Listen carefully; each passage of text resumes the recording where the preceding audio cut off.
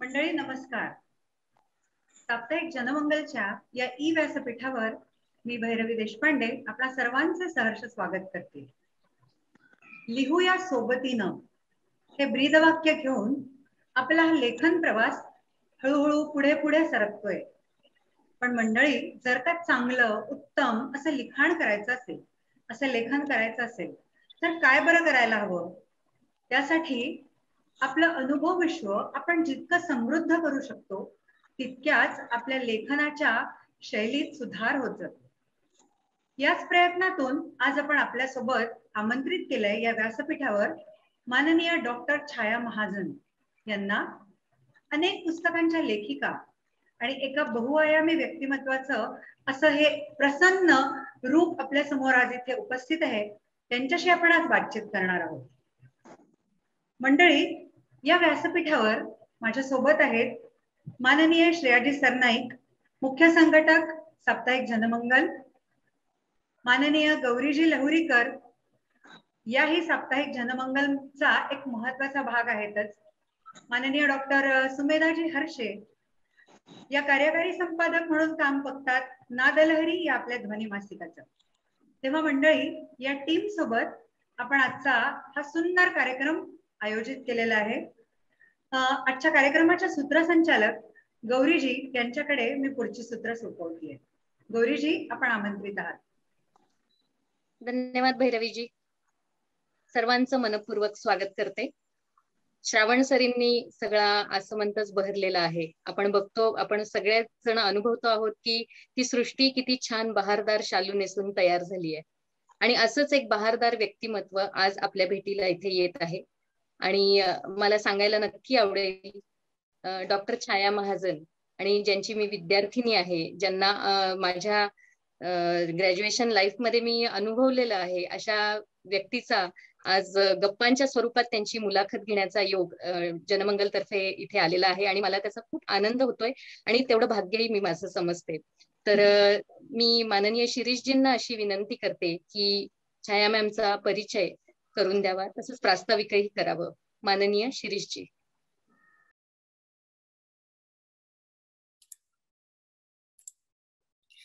नमस्कार. धन्यवाद गौरीजी. आजच्या कार्यक्रमातल्या मान्यवर लहुरीकर मॅडम, सरनाईक मॅडम, जनमंगलच्या कार्यकारी संपादक भैरवीजी, नादलहरीच्या कार्यकारी संपादक डॉक्टर सुमेधा हर्षे, तोंडोळकर सर आणि डॉक्टर छाया महाजन. छाया महाजन या आजच्या आपल्या पाहुण्या आहेत. साहित्यिकांचं आणि समाजाचं नातं असं एक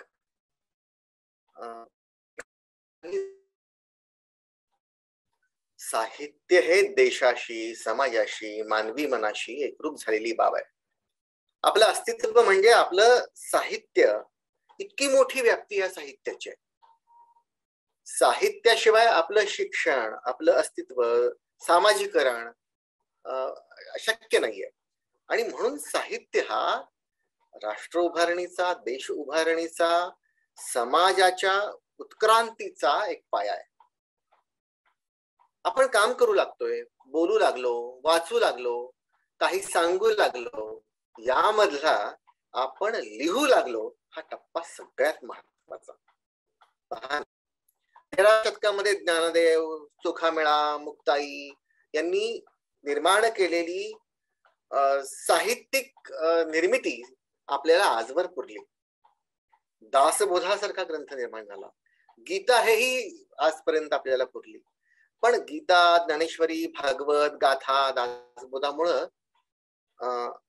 माणूस उत्क्रांत झाला. आपण माणूस झालो.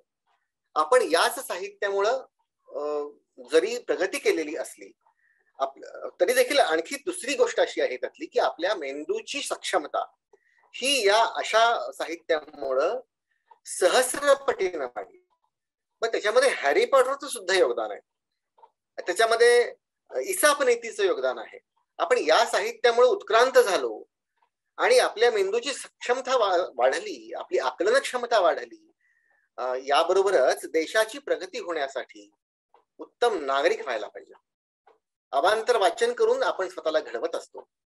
मेंदू सक्षम होण्यासाठी साहित्याची परम आवश्यकता आहे. कारण सक्षम मेंदूच्या लोकांवर, सक्षम मेंदूच्या नेतृत्वांवर आणि उत्क्रांत झालेल्या मानवावर, विज्ञाननिष्ठ मानवावर असं आपण म्हणूया, आपल्या देशाची, समाजाची प्रगती, विकास अवलंबून असतो. आणि हे सगळं आपल्या साहित्याशी निगडीत असतं.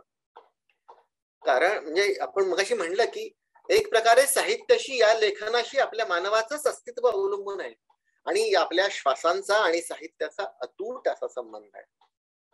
साहित्य हे केवळ अनुभूतीवर अवलंबून नाही, तर ते कल्पनेवर देखील तेवढंच अवलंबून आहे. चंद्र पाहताना विज्ञान वेगळ्या दृष्टीनं पाहतं, त्या चंद्राकडे साहित्यिक वेगळ्या दृष्टिकोनातून पाहतात. हा खर तर बऱ्याच वेळेला ट्रोलिंगचा विषय असतो, पण या कल्पना माणसाला अधिक संपन्न बनवतात. या छोट्या छोट्या गोष्टींमुळं, लहान मुलांना सांगितल्या गेलेल्या कल्पनारम्य गोष्टींमुळं मुलं रुजतात, वाढतात, बहरतात. आणि आपल्या जर पाहिलं तर साहित्याचं मूल कार्य हे माणसाला माणूस बनवणं हे आहे. आणि त्याच्यामध्ये कितीतरी लेखकांनी, कवींनी आपल्याला त्याचं योगदान दिल्याचं आढळून येतं. आणि म्हणून या समाजामध्ये उत्तम साहित्य निर्मिती व्हायला हवी. 13व्या शतकात झालं, पुढं 19व्या शतकात काही साहित्य निर्मिती झाली, पुढं 21व्या शतकात काही झाली. हा सातत्यपूर्ण प्रवाह आहे. साहित्य निर्मिती होतच असते आणि ती भाषा देखील त्या साहित्याबरोबर उत्क्रांत होताना दिसते. मेंदूचा आकार देखील वाढतो असं विज्ञानानं सांगितलंय. असो, तर आज आपण हा देश समृद्ध, संपन्न, शांत, समाधानी, आनंदी करण्यासाठी साहित्याची गरज असते हे आपण जाणून आहोत. आणि म्हणून आपल्याला उत्तम साहित्यिकांना निर्माण करण्याची गरज असते. अशा उत्तम साहित्यिकांचा परिचय आपल्याला होत गेला पाहिजे. अगदी हाताच्या बोटावर मोजणे इतके साहित्यिक आहेत की ज्यांची आपण अनुकरण करू शकू, ज्यांनी आपल्या आणि साहित्याचं नातं समाजाशी आणि देशाशी आहे, विकासाशी आहे, आणि ती आपली जबाबदारी आहे, आपलं कर्तव्य आहे हे ओळखलेलं असतं. असे लोक खूप खरंच कमी असतात. आणि हे नातं अधोरेखित करण्यासाठी साप्ताहिक जनमंगल आणि लोकव्रत प्रकाशन समूह नाना प्रकारे आपली भूमिका आणि आपली जबाबदारी ओळखून साहित्य सेवा करतात. आम्ही सगळे मित्र आहोत, आम्ही सगळे कुटुंबीय आहोत. आणि म्हणून आता एक प्रकारे साहित्य निर्मितीची प्रेरणाच नव्हे तर तो यज्ञ म्हणून देखील इथं ऍक्टिव्हिटी सुरू असतात. आजच्या आपल्या पाहुण्या आहेत डॉक्टर छाया महाजन. इंग्रजी विषयामधल्या त्या PhD आहेत, MA PhD. शैक्षणिक आणि साहित्य क्षेत्रात त्या कार्यरत आहेतच. MPhil PhDच्या त्या मार्गदर्शक सुद्धा आहेत. आजवर त्यांची जवळपास 32 किंवा त्याहून अधिक पुस्तकं प्रकाशित झालीत. इंग्रजी कादंबऱ्या पण त्यांच्या झालेल्या आहेत. सगळ्यात मला महत्वाची गोष्ट अधोरेखित करावीशी वाटते की राष्ट्रपती, ज्या पहिला महिला राष्ट्रपती होत्या प्रतिभाताई पाटील, त्यांचं चरित्र त्यांनी व्यक्तिगत संपर्कातून लिहिलं आहे. ते इंग्रजी आणि मराठीत प्रसिद्ध देखील झालं आहे. त्यांच्या परिचयासाठी पुष्कळ वेळ लागणार आहे, पण रवींद्रनाथ टागोरांच्या नाटकाचे भाषांतर त्यांनी केलंय, म्हणजे ते सुद्धा साहित्य अकादमीने प्रकाशित केलंय. रूल ऑफ द हार्ट हे शशिराव चव्हाणांच्या ग्रंथाचं त्यांनी भाषांतर केलंय. त्यांचा इंग्रजीमध्ये अनेक संशोधन ग्रंथ प्रसिद्ध झालेले आहेत. वुमेन्स ऑफ पॉल स्कॉट्स नॉव्हेल्टीज नावाचा त्यांनी संपादन सहाय्य पण केलंय. नकळत या लघुत्तम कथासंग्रहासाठी त्यांना महाराष्ट्र शासनाचा उत्कृष्ट वाङ्मय पुरस्कार मिळालाय. कॉलेज या कादंबरीसाठी महाराष्ट्र शासनाचा वि. स. खांडेकर पुरस्कार त्यांना मिळालाय. मानसी या कादंबरीसाठी अंकुर वाङ्मय पुरस्कार मिळालाय. याशिवाय मराठवाडा वाङ्मय पुरस्कार, मराठवाडा भूषण पुरस्कार, कृष्णाजी वामन कौर श्रेष्ठता पुरस्कार, असे अनेक पुरस्कार त्यांना मिळालेले आहेत. अभिरुची गौरव पुरस्कार त्यांना मिळालाय. किंवा होरपळ या त्यांच्या कादंबरीसाठी वसंतराव तांदळे स्मृती पुरस्कार मिळालाय. त्या 2015 मध्ये झालेल्या मराठवाडा लेखिका संमेलनाच्या अध्यक्षही.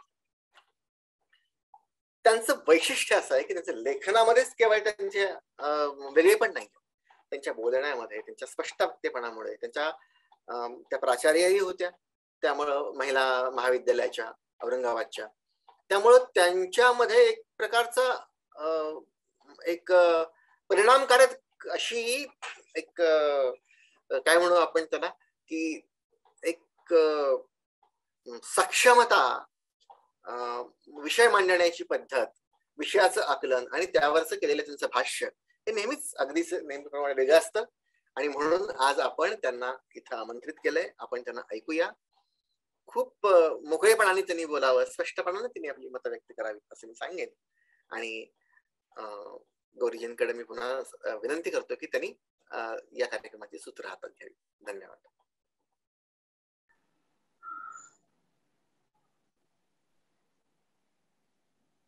धन्यवाद सर. कार्यक्रमाचे पुढे आपण गप्पांना सुरुवात करूया किंवा मुलाखतीला सुरुवात करूया. छाया मॅम. नमस्कार. नमस्कार मॅम. पहिला प्रश्न विचारते, तुमच्या कोणत्या पहिल्या लेखाचं, पुस्तकाचं किंवा लेखनाचं जाहीर कौतुक झालं जे बळ तुम्हाला देऊन गेलं? खरं तर अगदी माझं पहिलं पुस्तक म्हणजे स्पर्श नावाचा कथासंग्रह होता. मी लिहित होते काही काळ, पण मी प्रकाशित केलेला नव्हता.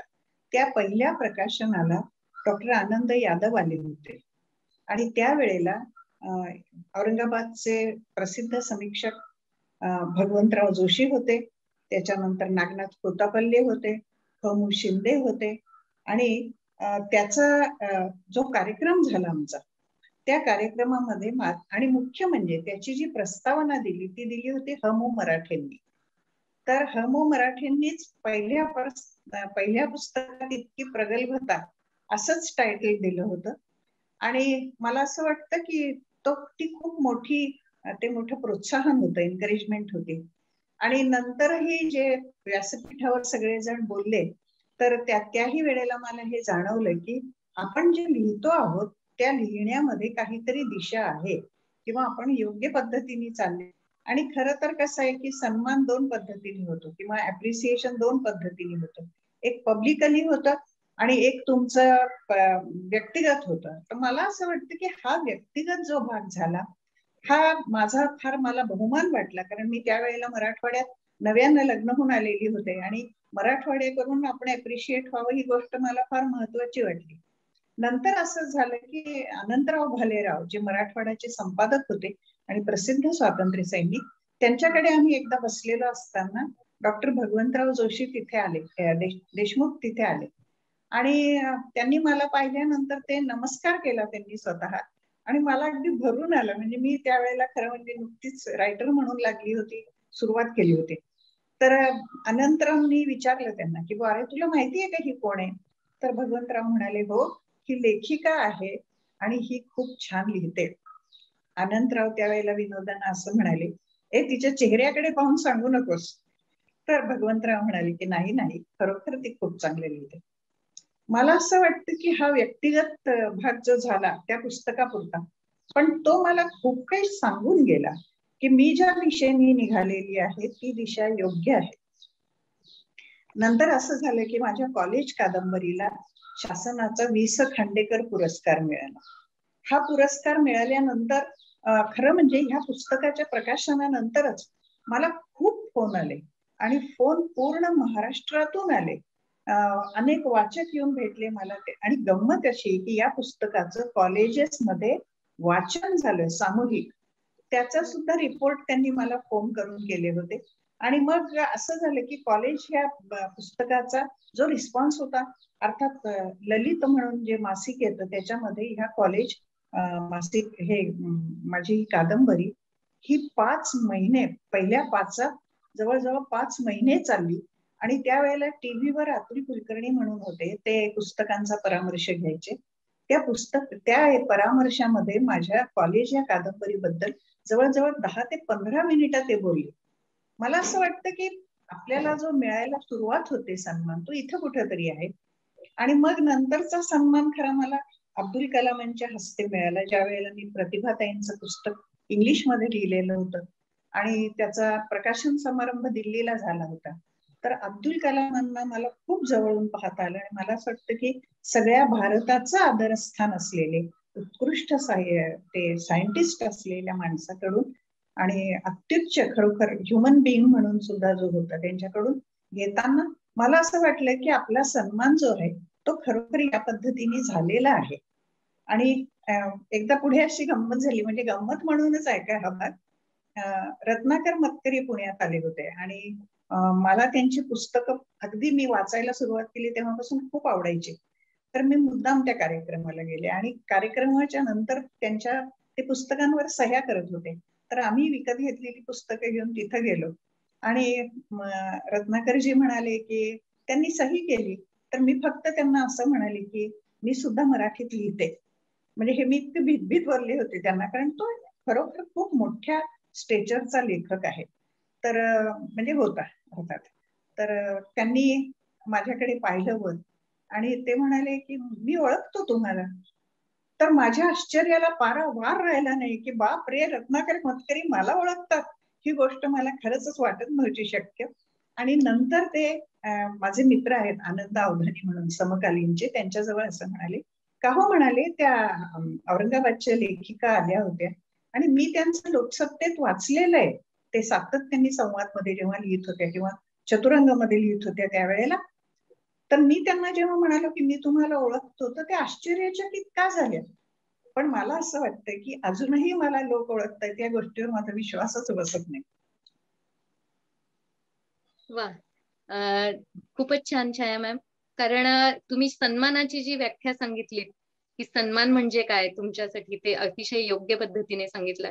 आणि इतक्या मोठ्या व्यक्तिमत्वांचं तुम्हाला मिळालेलं मार्गदर्शन किंवा त्यांनी, म्हणजे जसं तुम्ही सांगितलं की अनंतरावांनी म्हटलं की तुम्ही लेखिका आहात, म्हणजे जी ओळख करून दिली ती ती खरं म्हणजे तुमच्यातला लेखक जो होता तो उपजतच होता असं म्हणण्याला आपण काही एक होणार नाही, त्यात काही वावगं ठरणार नाहीये. पुढे जाऊया. एक मला असं विचारावंसं वाटतं, जसं तुम्ही आता उल्लेख केला वेगवेगळ्या तुमच्या कथासंग्रह किंवा पुस्तकांचा, तर एखादं पुस्तक कसं सुचतं? म्हणजे एक जनरली लेखकांसाठी विचारला जाणारा प्रश्न आहे की सुचतं कसं हो, असं जो म्हटलं गेलं तर एखाद्याची जन्म कहाणी असते त्याच्या मागची एखाद्या पुस्तकाची. तर आम्हाला तुमच्या लघुतम या कथासंग्रहाची कहाणी ऐकायला आवडेल, कारण त्यामध्ये मानवी मनाच्या गुंतागुंतीचा मागोवा तुम्ही घेतलेला आहात. तर नेमकं कसं सुचलं, आणि ते आत्ताच्या दृष्टिकोनातून तो अगदी महत्वाचा प्रश्न आहे, मानवी मन. तर ते आम्हाला सांगा. मला असं वाटतं बरं का की खरंच हा फार अवघड प्रश्न आहे तो विचारलेला. कारण निर्मिती प्रक्रिया जी आहे ना ती उलगडून सांगता येणं, म्हणजे मी सुद्धा प्रयत्न करते आणि कोल्हापूर युनिव्हर्सिटीला मी गेले होते त्या, तर त्यांनी हाच विषय मला व्याख्यानाला दिला होता.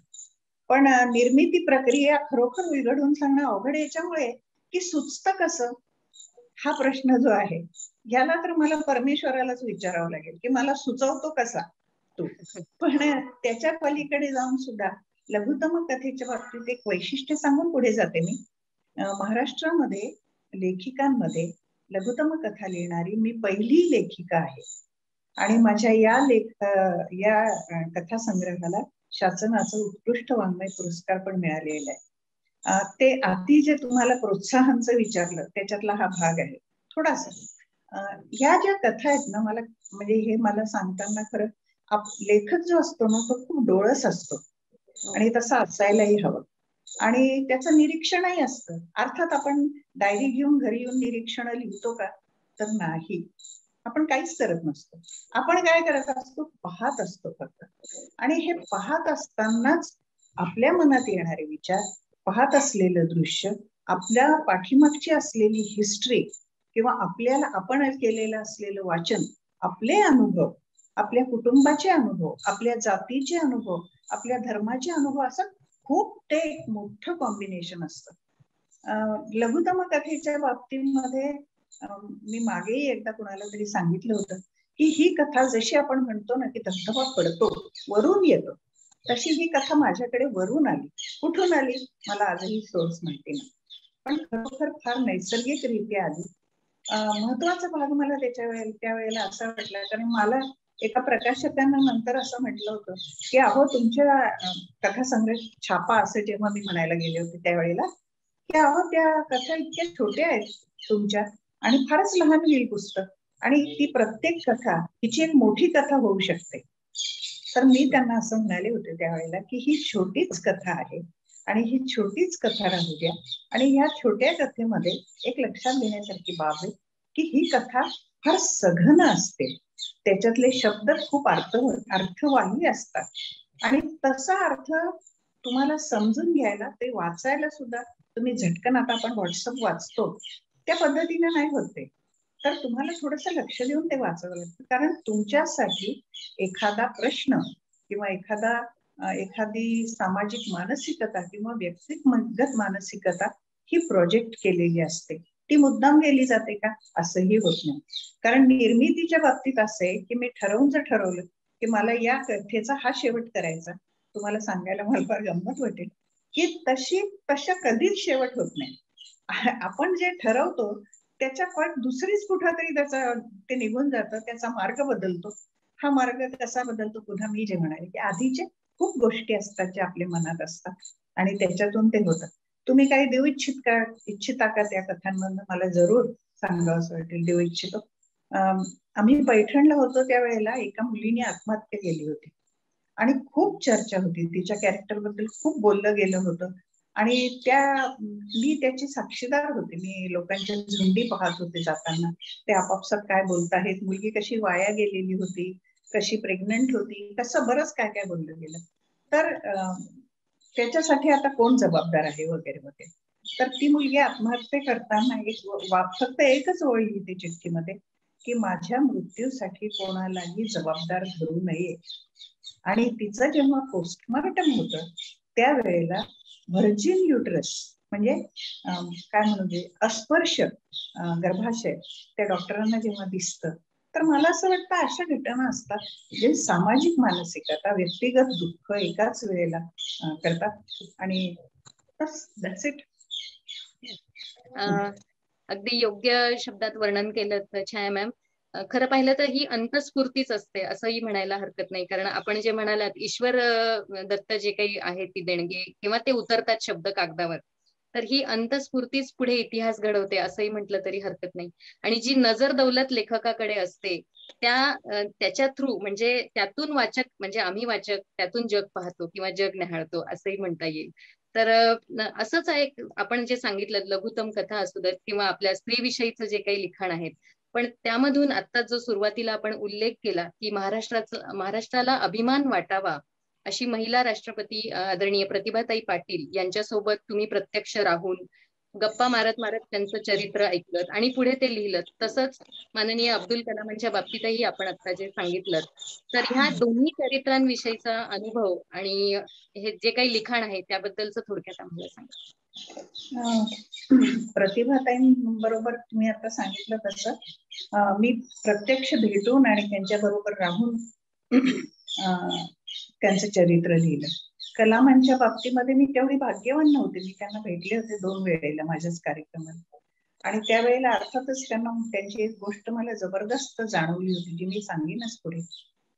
प्रतिभाताईंच्या बाबतीमध्ये दोघांच्याही बाबतीमध्ये एक गोष्ट सांगते मी तुम्हाला की कोणतंही व्यक्तिमत्व हे ज्या वेळेला आपण म्हणतो की उत्तुंग व्यक्तिमत्व आहे किंवा हे खूप थोर लोक आहेत, त्यावेळेला सामान्य माणसापेक्षा म्हणजे मला अगदी माझ्यापेक्षा सुद्धा असं वाटतं की आपल्यापेक्षा खूपच काहीतरी वेगळं त्यांच्याकडे आहे.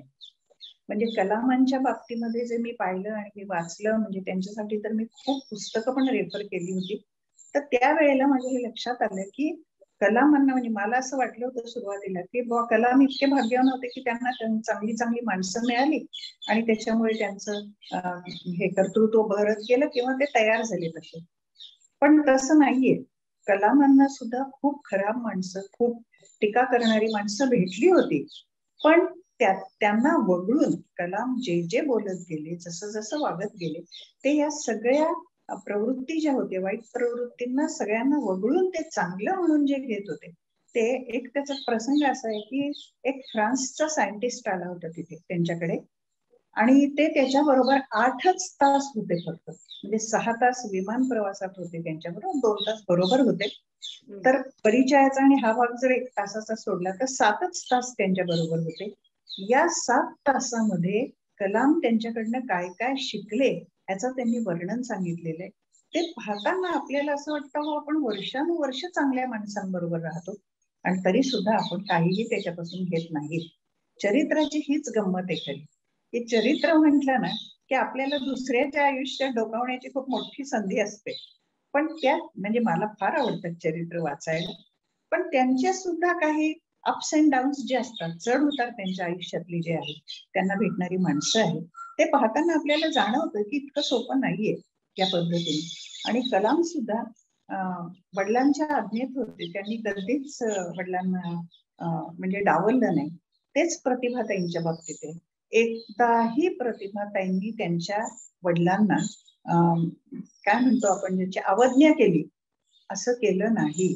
एकही गोष्ट वडिलांनी सांगितलेली त्यांनी टाळली असं झालं नाही. म्हणजे आमदार झाल्यानंतर त्या जेव्हा LLB झाल्या त्यावेळेला त्यांचे वडील त्यांना बोलावून घेतला आणि म्हणाले की या शिक्षणाचं तू काय करणार आहेस. तर प्रतिभा त्यांना कळे ना, आणि ते आमदार होते, त्यांच्या पाठीमागे बऱ्याच गोष्टी होत्या, कामं होती करायला. तर ते त्यांनी एका बाईला बोलवलं वडिलांनी, आणि ही गरीब बाई हिची केस तू चालवायचीस कोर्टात जाऊन असं सांगितलं. किती खरंच अवघड आहे. आजचा आमदार जाईल का कोर्टात केस चालवायला, हा खरा प्रश्न. पण प्रतिभाताई गेल्या, त्या बाईंची केस लढल्या, त्या बाईंना विजय मिळवून दिला. फार मोठ्या मोठ्या गोष्टी आहेत. आणि पारंपरिकता म्हणजे प्रतिभाताईंच्या बाबतीत सांगते मी, आणि माझं फार मोठं झालं तर यू कॅन स्टॉप मी, असं काही नाहीये. तर प्रतिभाताईंच्या बाबतीत त्यांच्या घरातलं वातावरण फार पारंपरिक होतं. म्हणजे खरं सांगायचं म्हणजे टिपिकल खेड्यातलं शेतकरी कुटुंबात जसं असावं तसं ते आहे. आणि त्यांचं चरित्र लिहायच्या वेळेला मी बेसिकली हाच विचार केला की ज्यांना काही पूर्वापार लिगसी नाहीये, ज्यांना घराण्यातून काही आलेलं नाहीये, म्हणजे इंदिरा गांधी असो, अरुणा असफ अली असो, तर अशा स्त्रीला, अशा ती मुलगी होती त्यावेळेला, लग्न नव्हतं झालं, ते आमदार झाले त्यावेळेला सुद्धा त्यांचं, तर ती बाई इतक्या मोठ्या पदाला कशी जाते. तर मी जेव्हा त्यांच्याशी बोलायची त्यावेळेला ते मला BA ला कोणता विषय होता आणि त्या विषयामध्ये म्हणजे मला त्यांनी इकॉनॉमिक्सची उदाहरणं दिली होती, आणि मी थक्क झाले होते ऐकून की बापरे, मला जर कोणी विचारलं की माझ्या BA ला काय होतं किंवा BSc ला काय होतं तर आज नाही मी सांगू शकणार. ते पुष्कळ थेरम पाठ केले असतील, लिहून काढले असतील, परीक्षा दिली असतील, पण प्रतिभाताईंच्या सगळं लक्षात असायचं. खूप मोठी देणगी आहे त्या बाईंना. आणि मी जे म्हणाले की पारंपरिक, त्याचा त्यांनी एक किस्सा सांगितला जो गंमत म्हणून मी इथे सांगते फक्त, कारण आता ती पारंपरिक गोष्ट आपल्या वाट्याला आलेली नाही हे आपण खरंच भाग्य समजायचं. तर एका प्रतिभाताईंच्या आई फार लवकर वारले होते आणि वडीलच त्यांचे जे होते ते त्यांच्या बरोबर असायचे, आणि एक मावशी होते घरामध्ये. तर एका लग्नाला जायचं होतं. वडील म्हणाले की चला, त्यावेळेला टांगे असायचे बैल, म्हणजे बैलाचे तरी किंवा घोड्याचे तरी. तर टांगा आला आणि प्रतिभाताईंना वाटलं आपल्याला लग्नाला जायचंय म्हणून त्या छानशी साडी नेसल्या, थोडी पावडर वगैरे, त्यावेळेला मेकअप हा प्रकार नव्हता, त्यांनी पावडर वगैरे लावली, कुंकू लावलं, डोळ्यात काजळ घातलं, बाहेर आले. काय डोक्यात एखादं फुल बिल घातलं असेल. त्या येऊन वडिलांच्या शेजारी टांग्यात बसल्यावर वडील म्हणाले तू खाली उतर, घरात जा, आणि पहिल्यांदा ते डोळ्यातलं काजळ बिजळ पुसून टाक आणि जशी तू आहेस तशी ये. मला असं वाटतं खूप मोठी गोष्ट आहे, पारंपरिक आहे, पण आपण जसे आहोत तसे लोकांना प्रामाणिकपणे दिसणं, ही गोष्ट किंवा हा विचार त्यांच्या वडिलांनी नकळत त्यांना दिला. आणि तुम्ही जर पाहिलं तर प्रतिभाताई थ्रू अँड थ्रू त्यांच्या आयुष्यामध्ये डोक्यावर पदर, साधीशी साडी अशाच राहिले. तर ह्या गोष्टी खरं तर तुम्हाला तुमच्या आयुष्यामध्ये पाहायला मिळतात. आणखी फक्त प्रतिभाताईंबरोबर एक थोडं सांगते आणि थांबते. मी जेव्हा जयपूरला गेले होते, मी त्यांच्याबरोबर 10 दिवस राहिले. माझी अटच ही होती किंवा मी तुमच्या बरोबर प्रत्येक कार्यक्रमाला येईन, मी तुमची भाषणं ऐकेन, तुम्ही माझ्याशी बोलाल तरच मी हे चरित्र लिहिलं, नाही लिहिणार नाही. तर सगळ्या भाषणांना मी जात होते त्यांच्या बरोबर. अर्थात त्यांचा रुबाब इतका मोठा होता आणि म्हणजे it was she was like a queen, एखाद्या राणीसारखा सगळा भाग होता त्यांचा. इतकं त्यांच्याकडे जी रेस्ट हाऊसेस होती तीच बेसिकली एक छोटे मोठे फ्लॅट्स असतील एवढाली होती. फुल्ली एसी होतं. आम्हाला तिथे उतरवलं त्यांनी आणि दुसऱ्या दिवशी सकाळी आमच्याकडे जो खानसामा आला, तुम्हाला नाश्ता काय करायचा किंवा तुम्हाला जेवायला काय करायचं, तर आम्ही थोडस म्हणजे कन्फ्युज झालो की काय सांगावं राजस्थानमध्ये नाश्ता आपण आता. तर त्यांनी आम्ही म्हणालो की काहीही चालेल. तर ते म्हणाले नाही, आम्हाला बाईसाहेबांनी असं सांगितलेलं आहे की ते काय खातील, त्यांची आवड काय आहे ते विचारून घ्या आणि त्यानुसार ते राहतील इथे, तेवढं त्यांना त्या पद्धतीचंच तुम्ही त्यांना जेवण द्या. त्यावेळेला बर्ड फ्लू होता आणि मी तर खैर नाही खात आता नॉनव्हेज, पण त्यावेळेला खात होते थोडीशी. तर त्या माणसाला त्यांनी हेही सांगितलं की त्यांना सांगा की बर्ड फ्लू आहे, चिकन करणार नाही, तुम्हाला मासा आवडत असेल तर आम्ही मासा देऊ. एक राज्यपाल असलेली बाई आलेल्या एका सामान्य, माझ्या दृष्टीने मी सामान्य, जी चरित्रकरण लिहिणार आहे त्यांची बाई, तिच्यासाठी तुम्ही इतके लक्ष ठेवणं, त्या पद्धतीनं तुमचा कम्फर्टची व्यवस्था करणं, ही खरंच सोपी गोष्ट नाही बाकीच्या व्यवधानातून, कारण त्यांना रोज 6-6, 7-7 कार्यक्रम असायचे. पण तो एक मला खूप म्हणजे मला हृदय वाटते ती गोष्ट, आपण शिकण्यासारखी पण वाटते. आणि दुसरं म्हणजे मी त्यांच्याकडनं ज्या वेळेला निघाले त्यावेळेला अगदी आपल्या महाराष्ट्रीयन पद्धतीनं मला बोलवून बसून मला कुंकू लावून माझी ओटी भरली, मला साडी दिली आणि त्याच्यानंतर मी प्रतिभाताईंना जितक्याही वेळेला भेटले तितक्याही वेळेला छानशी साडी नेसून आले. वा, छाया मॅडम, तुमच्या सोबत बोलणं म्हणजे तुम्ही जसं सांगताय की तुम्ही किती समृद्ध होत गेलात या सगळ्या अनुभवांमधनं, पण ऍक्च्युली मला असं वाटतं हे सगळं ऐकताना की आम्ही पण तितपतच समृद्ध होत जातोय. तुमची बोलण्याची शैली इतकी छान आहे की डोळ्यासमोर अगदी पूर्ण चित्र उभं राहिलं की तुम्ही प्रतिभाजींशी बोलताय. त्या आपल्या राष्ट्रपती होत्या आणि त्यांच्या सान्निध्यात इतका प्रदीर्घ कालावधी घालवता येणं ही सुद्धा खूपच अभिमानाचीच बाब आहे. आणि मला वाटतं की अशा या सगळ्या बरोबर अशा अनुभवांमधनच आपण खूप काही टिपत जातो आणि ते कुठेतरी आपल्यात कायमचं राहतं आणि मग ते लिखाणात उतरत जातं. तर मला पण एक प्रश्न तुम्हाला विचारावासा वाटतोय, कारण तुम्ही एक प्रथितयश लेखिका आहात. तुमची अनेक पुस्तकं आलेली आहेत आणि वेगवेगळ्या विषयांना स्पर्श करणारं असं तुमचं लिखाण आहे. तर साधारणपणे असा एक सूर आहे आजकाल की स्त्रियांबद्दल लिहू लागले आहेत आता, असा एक सूर आहे. पण प्रत्यक्षात म्हणजे हा फक्त सूरच आहे की काय, प्रत्यक्षात खरंच असं घडतंय का? म्हणजे कितीतरी स्त्रियांचे असे विषय आहेत की जे स्त्रियांनीच त्यांच्या लिखाणातून मांडायला हवे आहेत खरं म्हणजे, पण ते तितक्या व्यवस्थितपणे मांडल्या जात नाहीये. तर याबद्दल तुमचं काय मत आहे? आणि यालाच जोडून मला आणखी एक अशी गोष्ट विचारावीशी वाटते की महिला लेखिका मेन स्ट्रीम मध्ये साधारणपणे नसतात असं वाटतं का तुम्हाला? आणि किंवा त्यांना थोडा जास्त प्रमाणात संघर्ष करायला लागतो, याबद्दल पण तुमचं म्हणजे काय मत आहे की एका महिलेला स्वतःला लेखिका म्हणून नेमकं प्रस्थापित करायचंय तर तिला काय काय संघर्षातनं जावं लागतं, याबद्दल सांगाल आम्हाला थोडं? तुम्ही 3 प्रश्न विचारले मला एकाच. बरोबर. पहिला प्रश्न मला विचारलाय की स्त्री लेखिका ज्या आहेत त्यांनी काय लिहिलं पाहिजे, असं मी धरते याचा अर्थ की स्त्री लेखिकांनी काय, आपण त्याच्याकडे आधी वळूया. चालेल. काय झालं चालेल. एक फक्त प्रतिभाताईंचं एक मला सांगायचं राहिलं, छोटं सांगते की औरंगाबादला त्या आल्या होत्या, म्हणजे आमचं फायनल प्रूफ चाललं होतं. तर त्यांनी स्वतःच्या हाताने त्याच्यामध्ये दुरुस्त्या केल्या होत्या आणि मग औरंगाबादला आल्यानंतर त्या माझ्या घरी आल्या होत्या. तर मला अतिशय म्हणजे I am very proud to say this की त्या माझ्याकडे घरी आल्या होत्या. माझ्या मुलांशी बोललाय, माझ्या मिस्टरांशी त्यांची ओळख झालेलीच होती. तर खूप छान आणि समाधानाचा भाग असतो तो. पण तेव्हा त्या राष्ट्रपती होत्या, हे विशेष. तर खूप मोठा प्रोटोकॉल मी फॉलो केला आणि त्यांनी पण फॉलो केला पण आहे. आता हे स्त्रियांच्या लेखनाबद्दल ना, स्त्रियांनी काय लिहिलं पाहिजे असं तुम्हाला म्हणायचंय. मला स्वतःला वाटतं की एक आपल्याकडे एक जनरल आयडिया अशी तयार झालेली, एक फ्रेमवर्क असं तयार झालेलं की स्त्रीनी स्त्रीविषयी लिहिलं पाहिजे किंवा स्त्रीनी स्त्रियांच्या एलिमेंट्स असो, स्त्रियांचा संघर्ष असो, स्त्रियांचं आयुष्य असो, स्त्रियांची दुःख असो, वेदना, छळ, अमानुषपणा, अन्याय याबद्दलच लिहिलं पाहिजे असं नाहीये. म्हणून माझा नेहमी लेखिका या शब्दाला ऑब्जेक्शन.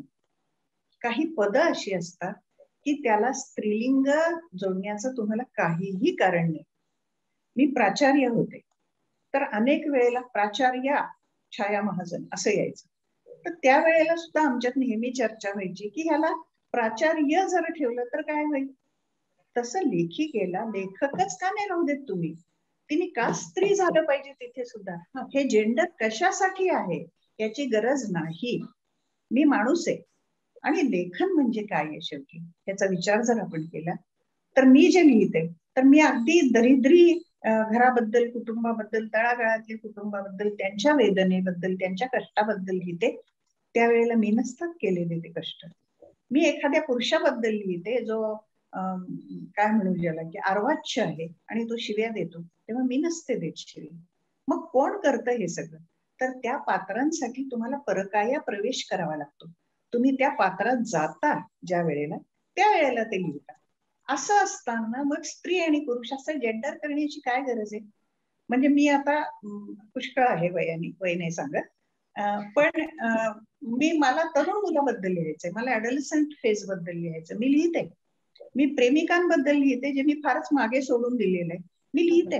का लिहिते त्याचं कारण असं आहे की मी जरी या फेजला आलेले असले तरी माझं मन त्या फेज मधल्या त्या पात्राच्या शरीरात, त्याच्या मनात जातं आणि त्याची मानसिकता काय आहे हे मी ज्या वेळेला जाणते त्यावेळेला मी लेखिका कशी असते. माझा जो हिरो असेल किंवा जे काही पात्र असेल प्रमुख, ते पुरुष असेल, ते म्हातारा असेल, ते तरुण असेल, ते लहान असेल, पुरुष पात्र आहे किंवा इव्हन तृतीयपंथी कशी जाईन मी त्याच्यात. म्हणून लेखिकावर तिचा पहिल्यांदा माझं फार मोठं ऑब्जेक्शन आहे याला की फक्त लेखक म्हणा, फक्त साहित्यिक म्हणा, साहित्यिका असं म्हणायची गरज नाही. तुम्हाला कवयित्री म्हणण्याची गरज नाही. कवी म्हटलं तर नाहीये पुरेसं. खरं म्हणजे पुरेसं आहे. आपल्याकडे ही जी अपेक्षा आहे, हा एक गोष्ट मी कबूल करते की मी जे अनुभवले कदाचित तर तो अनुभव पुरुषांना नसेल, त्यांनी तो घेतलेला नाहीये. आणि आपल्याकडे पुरुष प्रधान सोसायटीमध्ये कधीच स्त्रीचा अनुभव पुरुषांनी शेअर केलेला नाही दुर्दैवानं. हेही मला सांगायचं. म्हणून तर आपण पुरुष प्रधान असं सारखं ओरडत असतो ना. तर हा जो भाग आहे ना याच्यामध्ये स्त्री म्हणून तिची दुःख, तिची सुख, तिचा आनंद, तिच्या वेदना, तिच्यावरचा अन्याय हे मी खूप जवळून पाहिलेलं आहे. म्हणून कदाचित मी त्याला जास्त न्याय देऊ शकेल असं मी म्हणेन. पण अगदी तिने लेखिकाच असलं पाहिजे आणि ती स्त्रियांबद्दलच लिहिली. याला आणखीन एक गोष्ट झालेली आहे. आपल्याकडे जो स्त्रीवाद आला, फेमिनिझम आला, या फेमिनिझम मध्ये काय झालेलं आहे की फक्त स्त्रीनी स्त्रीविषयी स्त्रीबद्दल लिहिलं पाहिजे. हा जो भाग झाला म्हणजे democracy for the people, of the people, by the people सारखं आपण करून घेतलं. याची गरज नाहीये. हे जर तुम्ही काढून टाकलं तर मी आठवतं मला की मी एका कार्यक्रमाला गेले होते आणि मोनिका गजेंद्र गडकर आली होती आणि तिला एक स्त्रीवादी, मी नाव घेत नाही इथे, लेखिका प्रश्न विचारत होत्या. त्या सारख्या तिला स्त्रीवादाकडे ओढत होते. तर तिने छान उत्तर दिले जे मला आवडले आणि जे माझ्या मनातलं उत्तर आहे. ती म्हणाली, हे पहा मी स्त्रीवादी नाही. आणि बरोबर आहे ती गोष्ट. मला वाटली की करेक्ट आहे ती जे म्हणते ते. म्हणजे नंतर मी जाऊन तिचं अभिनंदन पण केलं होतं की तू हे सांगितलंस, हे खूप छान झालं. प्रत्येक स्त्रीने स्त्रीवादी असलंच पाहिजे का हा प्रश्न. मला माझं स्वातंत्र्य मिळतंय का, मला माझी स्पेस मिळतेय का, मला माझं आभाळ मिळतंय का, हा विचार करा. आता तुम्ही आम्ही सगळ्याच जणी त्याच्यातनं चाललेलो. संघर्षाचा जो प्रश्न आहे मात्र तो खूप मोठा आहे. आणि मी जर, तुम्ही मधला प्रश्न कुठला विचारला होता भार्गवीताई? भैरवीजी, मधला प्रश्न कुठला होता? हा, एक प्रश्न हा होता आपला. आणि त्यानंतरचा प्रश्न असा होता की स्त्री लेखिकांना स्वतःला म्हणजे एस्टॅब्लिश करायला म्हणू शकतो आपण, काही वेगळा किंवा जास्तीचा संघर्ष करावा लागतो का असा? निश्चित. खूप छान प्रश्न आहे हा.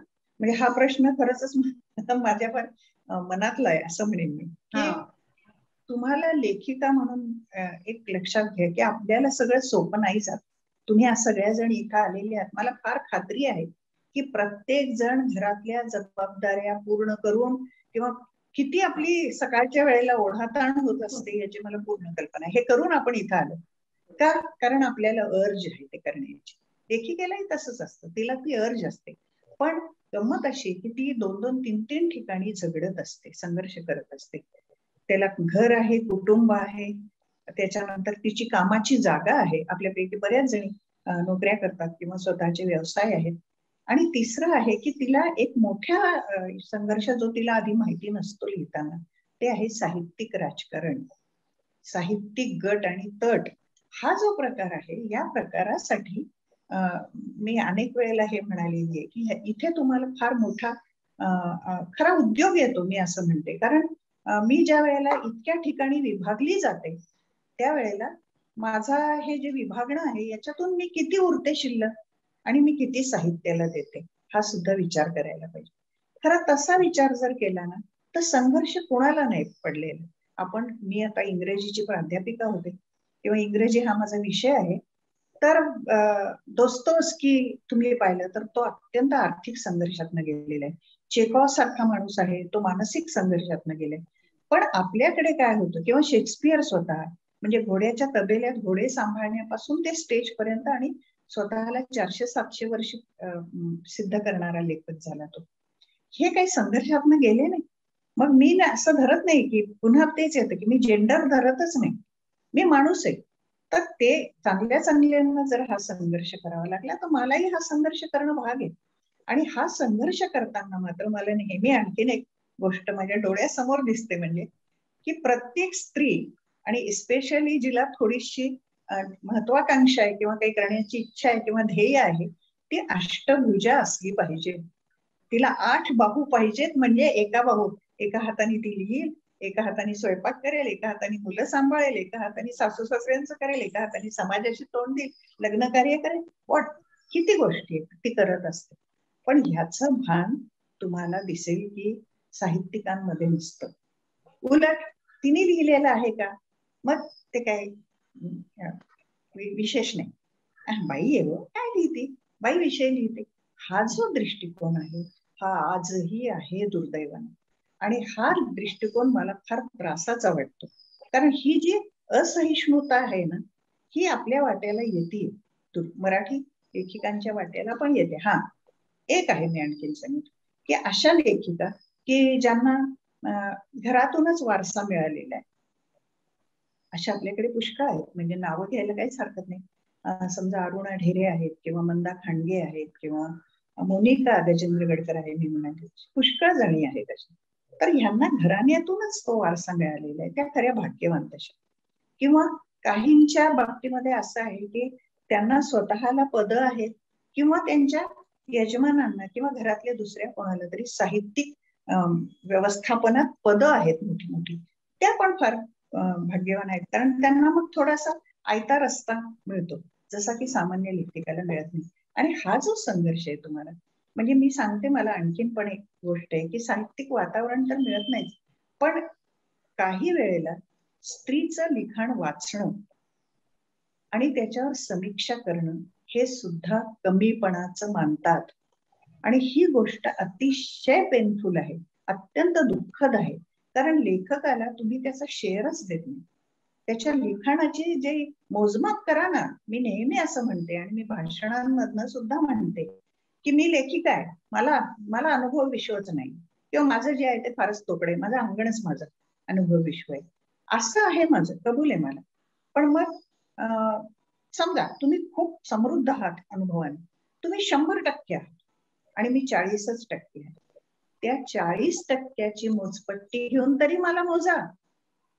तिथेही जर तुम्ही मोजणार नसाल तर मग त्या लेखनाला खरंच एका बाजूने काय अर्थ राहतो. म्हणजे मी म्हणाले तसं की धावपळ करीत वेळ काढून, म्हणजे मी ज्या वेळेला लोकसत्ताच्या चतुरंगाला लिहित होते, प्रिन्सिपल होते, तर सकाळी 4:00 उठून मी ते लिहायची आणि पूर्ण दिवसभराचं काम करायची, दुपारी 4 वाजता जेवायची, असं सगळं होतं.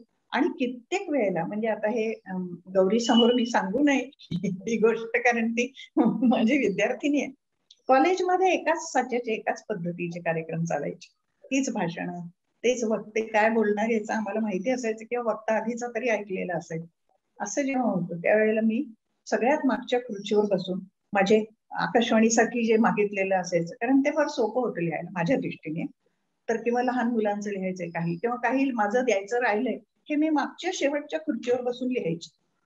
आता असं मला वाटतं की अशा पद्धतीची तडजोड किती पुरुषांना करावी लागते, किती पुरुषांना. चहा आण ग असं म्हटल्यानंतर धावपळ करत चहा नेऊन देऊन त्यांना त्यांचं खायचं नेऊन देऊन सगळं ही जी आपली आहे ना कुठं, त्याचं कारण आणखीन एक आहे की थोडस इलॅबोरेट होतंय, हरकत नाही ना, थोडस मोठं होतंय. एक गोष्ट मला फार महत्वाची वाटते ती मी सांगते. आपल्याकडे ना लेखकांना शिष्यवृत्ती नाही, लेखिकेला कुठून मिळणार, लेखकांनाच मिळत नाही शिष्यवृत्ती. आत्ताशी कुठे एक ट्रॅव्हल अलाउन्स देतं साहित्य अकादमी, जे की 15,000 10,000 फार फार 20,000 इतकं असतं. याच्यात कुठं फिरून येणार हो माणूस? 15,000 तो कुठं जाईल आणि कुठून फिरून येईल आणि काय त्याचा अनुभव मिळेल त्याला? इम्पॉसिबल आहे.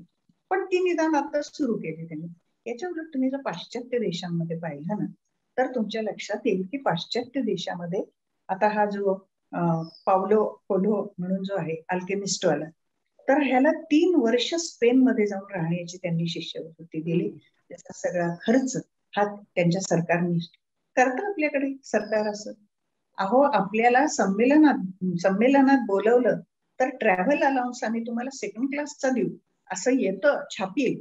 अशा स्थितीमध्ये तुम्हाला सरकार मदत करते का नाही, आणि शिष्यवृत्ती नाहीये, त्यामुळे तुम्हाला मार्गदर्शक नाहीये. स्त्रियांना सुद्धा मी सांगते की स्त्रियांनी लिहायला सुरुवात केल्यानंतर त्या जर आपल्याकडे आल्या, माझ्याकडे आल्या आणि म्हणाले मॅडम हे माझं पहिलं पुस्तक आहे आणि तुम्ही पहा, तर पूर्वी मला वेळ नसायचा त्यावेळेला मी हो हो म्हणून ठेवून घ्यायचे, पण आजकाल मी तसं करत नाही. कोणाचंही पुस्तक असो, मग तो लेखक असो का लेखिका असो, तरी सुद्धा ते पुस्तक मी जरूर चालते, कारण त्यांनी काय व्यक्त केलेलं आहे हे मला कसं कळणार. आणि कधी कधी तुम्हाला मी सांगते की लोक आपल्याला ज्या वेळेला आणून देतात पुस्तक त्यावेळेला मोठ्या मोठ्या लेखकांना असं वाटतं की काही नाही साधं लिहितात येत म्हणून आम्हाला आणून दिलं, कारण आम्ही मोठे लेखक आहोत. पण मी गुलबर्ग्याला गेले होते, तिथे मला एका लेखकाने पुस्तक आणून दिलं, मराठीत लिहिणारे. वास्तविक तिकडे कन्नड आहे सगळं, पण हे मराठीची चळवळ चालवतात. आणि मी रेल्वेमध्ये ते पुस्तक वाचायला सुरुवात केली आणि मी बाय द टाइम हैदराबादला पोहोचले तर माझं जवळजवळ निम्म पुस्तक वाचून झालं होतं.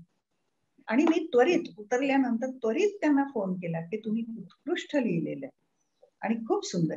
अशा पद्धतीचं ज्या वेळेला तुम्ही सांगाल लेखकांना, त्यावेळेला त्यांना खूप मोठं बुस्टर मिळतं. आणि ते बुस्टर खरंच आवश्यक आहे का, तर मला असं वाटतं की ते आहे. आणखी आपल्या प्रश्नातलं काही राहिलंय? पुढे विचारते मॅम की तुम्हाला काही संघर्षाचा सामना करावा लागला का, किंवा तुमचा जो लेखन प्रवास आहे त्यात काही अडथळे होते की त्यात अगदी सहज नसते? नाही, अजिबात नाही, अजिबात नाही. म्हणजे मला अडथळा आला नाही असं नाही, तर मला व्यवस्थित अडथळे आले. आणि प्रवास नाहीये, प्रवास काय स्मूथ असं नाहीये. फक्त काय आहे माझ्या बाबतीत, मी आधी भाग्याचं सांगून टाकते म्हणजे मग प्रवासाचा खडतरपणा मला सांगता येईल. मी माझी पुस्तकं सुरू झाली जेव्हा यायला आणि प्रकाशक मिळायला, म्हणजे आता सध्या हा मोठा प्रॉब्लेम आहे की मी लिहिलंय, माझं लिखाण ठीक पण आहे, चांगलं पण आहे, पण मला प्रकाशक मिळत नाही आणि मला प्रकाशकावर अवलंबून राहावं लागतं. आणखी इथे फार स्पष्टपणे आणखी गोष्ट सांगते मी की प्रकाशक लेखकांकडून अर्थसहाय्य घेतात आणि ही गोष्ट खरोखर अगदी योग्य नाहीये माझ्या दृष्टीने. एखाद्याची सर्जनशीलता ही तो तुमच्याकडे घेऊन येतो, त्यालाच तुम्ही पैसे मागता की मी तुम्हाला छापून देईल, पण तुम्ही इतक्या कॉपीज घ्या, तुम्ही इतके घ्या, मी रॉयल्टी देणार नाही. अशा पद्धतीचे गोष्टी ज्या प्रकाशक लेखकामध्ये सध्या चाललेल्या आहेत त्या मला अजिबात आवडत नाहीत स्वतःला. प्रकाशकांनी नाहीच मागितले पाहिजेत पैसे, कारण तो तुमचा व्यवसाय आहे. तुमच्या व्यवसायाला अर्थसहाय्य घ्यायचं असेल तर बँकांकडे जा ना, तिकडे ते जात नाहीत आणि मग ह्या लेखकांकडून ते करत राहतात. हा, माझ्या बाबतीत फक्त मी एक सांगते की मला असं अजूनपर्यंत तरी अशी हे आलेली नाहीये की बा तुम्ही पैसे द्या मग आम्ही छापतो. म्हणजे आता 38 पुस्तकं झाली, एकाही पुस्तकाला मी एक नया पैसाही दिलेला नाहीये. पण ही खूप वाईट प्रथा सध्या साहित्य क्षेत्रामध्ये आलेली आहे. याच्यामध्ये एक छोटं उदाहरण सांगते मी. मला एक ग्रस्त कम्प्युटरच्या दुकानामध्ये काम करतात ते, तर त्यांनी मला आले माझ्याकडे आणि मला म्हणाले माझ्या पुस्तक प्रकाशनाला याल का. त्यांचं एकूणच सगळं असं होतं की मला इच्छा नाही झाली आणि मी म्हटलं ठीक आहे मी पाहीन, तुमचं ठेवून जा पुस्तक वगैरे. मनात पक्क ठरवलं होतं की याला जायचं नाही आपल्याला, असं ठरवून पण मी त्यांच्याशी बोलले व्यवस्थित आणि गोड बोलले आणि त्यांना वाटी लावलं वर्जिन. जायच्या वेळेला जिन्यात तो माणूस मला असं म्हणाला की मॅडम आमच्या तिथे म्हणे एकदा थोडस काय म्हणू झालं भांडण झालं मोठं आणि त्याच्यामध्ये आमचा दोष नसताना आम्हाला तुरुंगात टाकले. तर मी 10 दिवस तुरुंगात होतो आणि माझे 10 दिवसाचे तुरुंगाचे अनुभव मी पुस्तक रूपाने प्रसिद्ध केलेत, ते पण पैसे देऊन. हे लक्षात. तर मी थांबले आणि त्याला म्हणाले ते पुस्तक तू मला आधी दे. आणि मग जेव्हा मी ते पुस्तक पाहिलं आणि मग हेही पुस्तक मी वाचलं तर त्याचे ते अनुभव इतके स्टार्क होते किंवा इतके भयानक होते की हल्ले मी म्हणजे अशा याच्यातून गेलेला माणूस अजूनही लिहिण्याची इच्छा ठेवतो म्हणून हे पुस्तक मी वाचले. तर लोककथेच्या अंगाने लिहिलेलं हे पुस्तक होतं किंवा फॉर दॅट मॅटर मी तशी समीक्षा केली. तर असं होतं की लेखकांना प्रकाशक मिळायला त्रास होतो. त्याच्यानंतर वितरण, कारण मी जरी लिहिते तरी वितरण हातात नसतं आपल्या आणि वितरण झाल्याशिवाय तुम्ही वाचकांपर्यंत पोहोचतच नाही. त्याच्यामुळे प्रकाशकाची आणि मीडिएटरची तुम्हाला गरज पडते. आणि अशा वेळेला मला असं वाटतं स्वतःला की मेन प्रॉब्लेम हा आहे की तो जो करावा लागतो तो मी आधीच असं म्हणाले तसं मला संघर्ष प्रकाशनाचा नाही आला कधी, पण माझा संघर्ष वेळेशी होता. मला अजिबात वेळ मिळायचा नाही. मी फार काळ कादंबरी लिहू शकले नाही कारण त्याच्यासाठी लागणारा जो वेळ आहे द्यायचा तेवढा वेळ माझ्याकडे कधीच नसायचा आणि कायम धावपळ आणि कायम मराठवाड्यात आल्यामुळे तर पाहुणचार हा भाग इतका मोठा होता की तो सगळ्यात श्रेष्ठ आणि नातेसंबंध जपणं हा त्याहूनही श्रेष्ठ, तुला कल्पनाच असेल त्याची. आणि त्याच्यामुळे मला माझ्याकडे वेळ राहायचा नाही. म्हणजे अक्षरशः 4-4 ओळी एखाद्या कथेच्या किंवा लेखाच्या मी लिहायची आणि मग तिथंच थांबायचे कारण कोणीतरी यायचं. मग ह्याचा चहा, त्याचं खाणं, याचं झोपायला नवरा डॉक्टर असल्यामुळे त्यांना तुम्ही ते टॉवेलही नाही आणायचे. मग यांना टॉवेल द्या, त्यांना चादर द्या, असं करत करत मुलं लहान. मिस्टर डॉक्टरच असल्यामुळे त्यांना अजिबात वेळ नाही. ही वॉज सर्जन, म्हणजे ही सर्जन, तर त्यांना वेळच नाही. मग मुलांची जबाबदारी कोणती टोटल तुमची. असं जेव्हा होतं त्यावेळेला मला खरोखर म्हणजे मला असं वाटतं तो एक संघर्ष आणि खूप मानसिक संघर्ष. म्हणजे स्त्रीच्या वाट्याला काय काय येऊ शकतं हे मी त्यावेळेला पाहिलं. मी PhD करतानाही पाहिलं ते. आणि मी ज्या वेळेला म्हणजे मी खूप प्रगल्भ घरातून आलेली. माझी आई स्वतः समाजकार्यात होती, राजकारणात होती आणि पुरोगामी होती. आणि मी अगदी मी सनातनी नाही म्हणणार पण साधारण कॉन्झर्वेटिव्ह फॅमिलीमध्ये लग्न होऊन जेव्हा आले आणि पैठण सारख्या तीर्थक्षेत्री ज्या वेळेला पोहोचले त्यावेळेला तिथले काय विधी आणि हे विचारावं शक्यच नव्हतं, म्हणजे काहीच शक्य नव्हतं. तर हा भाग मला फार जाणवतो की तुम्हाला म्हणजे तुम्हाला कन्सिडर नाही करत इव्हन कुटुंबातले लोक सुद्धा त्यावेळेला. म्हणजे apart from my on family बाकीचे जे होते की बा तुम्ही लिहिता का, तर ते हा ठीक आहे लिहिती असं इतके कॅज्युअल असायचे. म्हणजे आजही मला तुमचं कुठं आलंय का हे विचारत नाहीत किंवा पुस्तके किती हे विचारत नाही. आमचं करा हा भाग असतो.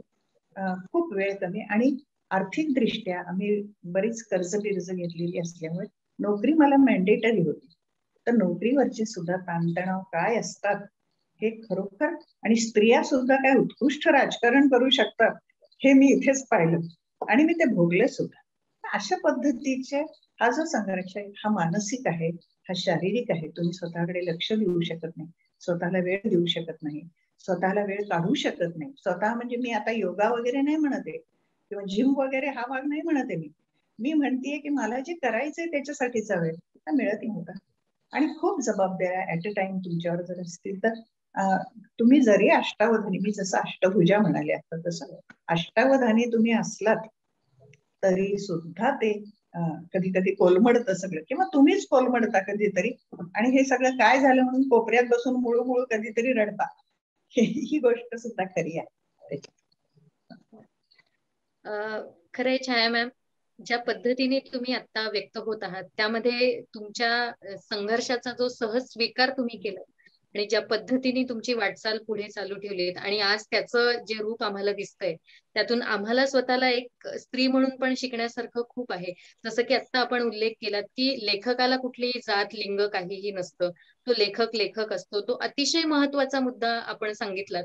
आणि साहित्यिक राजकारण म्हणजे इतका तुम्ही महत्वाच्या मुद्द्याला तुम्ही आता तिथे एकदम सांगितलं ज्या पद्धतीने, आणि खरंच या विषयांवर मोकळेपणाने चर्चा होणं किंवा व्यवस्थित बोलणं खूप आवश्यक आहे.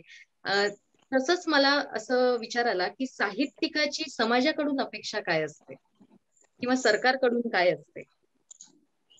मला एक सांगायचंय, साहित्यिक राजकारणात एक गोष्ट राहिली जी मी सांगू इच्छिते इथे, कारण आता इतकी स्पष्ट बोललेलीच आहे, पुढे आणखी बोलल्याने काय होत नाही. साहित्यिक राजकारणामध्ये पुरस्कारांचं एक राजकारण आहे, समीक्षेचं एक राजकारण आहे, आणि ह्याच्यामध्ये जात धर्म गट तट माझा तुझा, मी तुझी तळी उचलतो तू माझी तळी उचल, अशा पद्धतीचे खूप गोष्टी आहेत.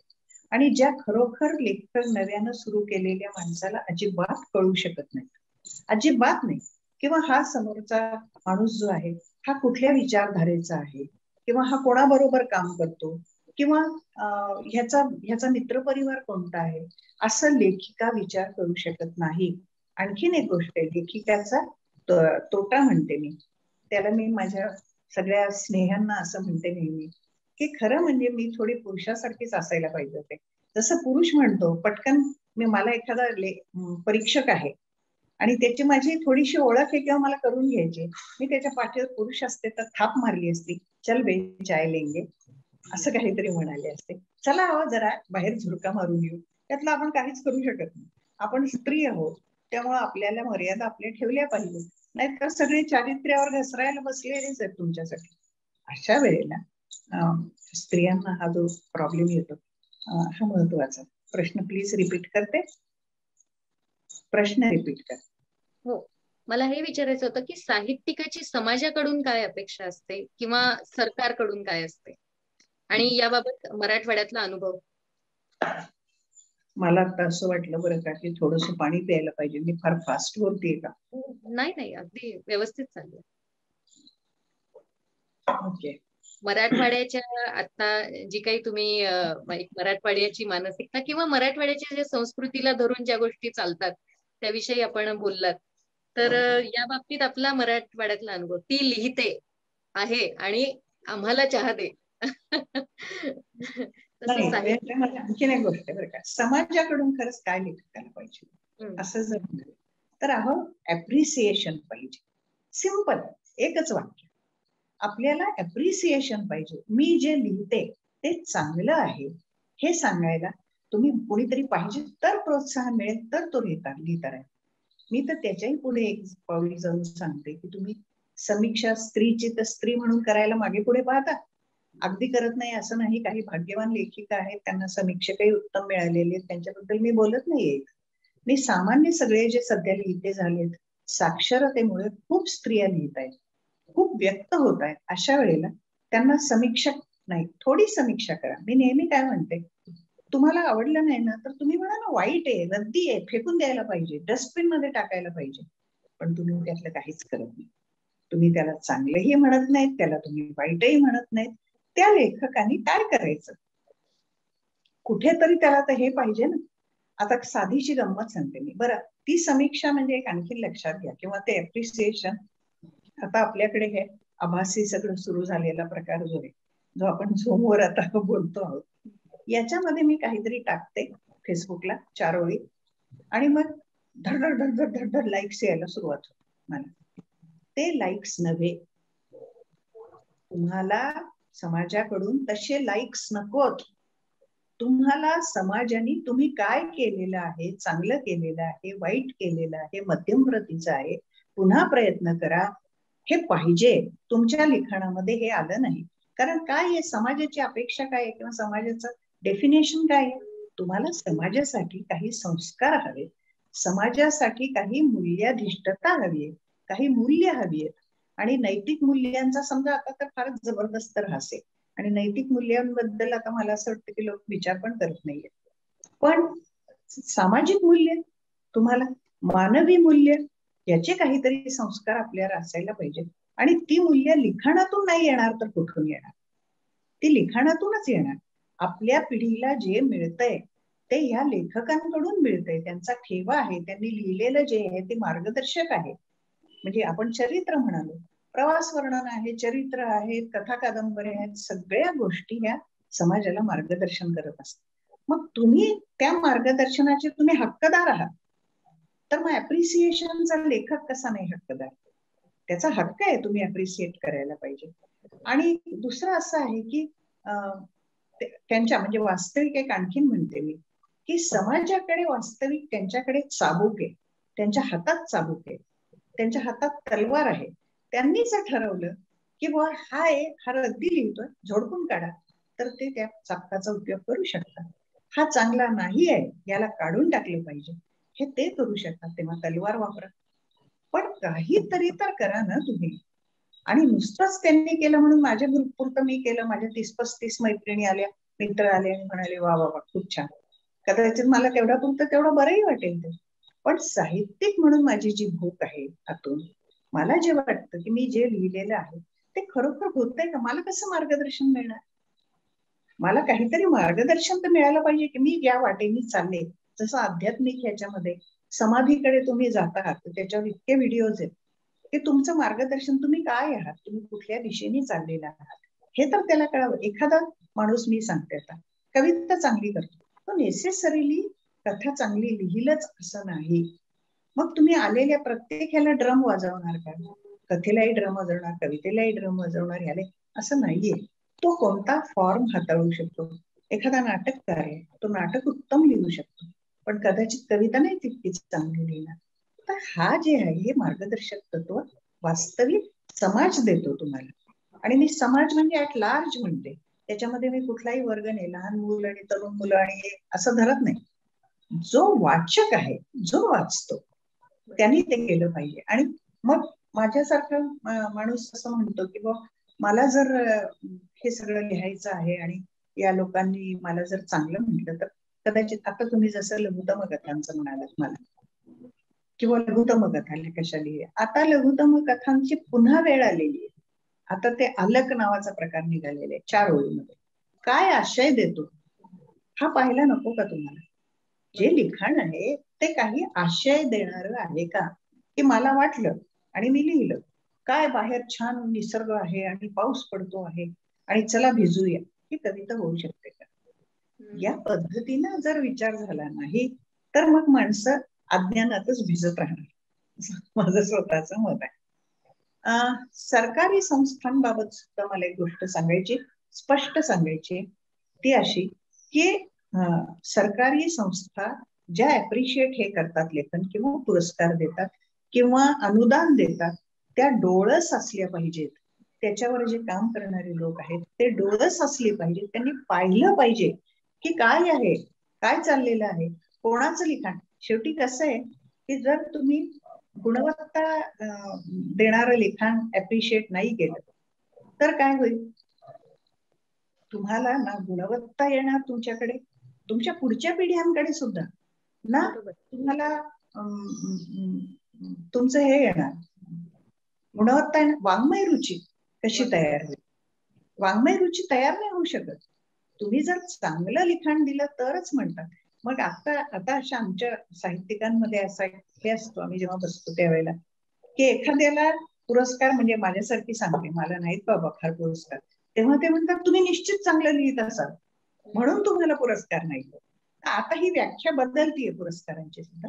तर सरकार ज्या वेळेला करतं त्यावेळेला त्यांच्याकडे जे सध्या काही कमिटी असतील त्याच्यावर पण एक मॉडरेटरची आवश्यकता आहे. चांगल्या, जो खरोखर निरक्षीर विवेक म्हणतो आपण, त्या पद्धतीनं करू शकेल असा माणूस पाहिजे.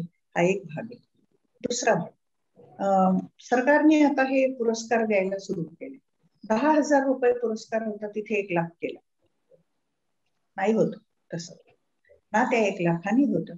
पण त्याबरोबर तुम्ही महाराष्ट्रातल्या एवढ्या लोकसंख्येतून एक माणूस निवडता.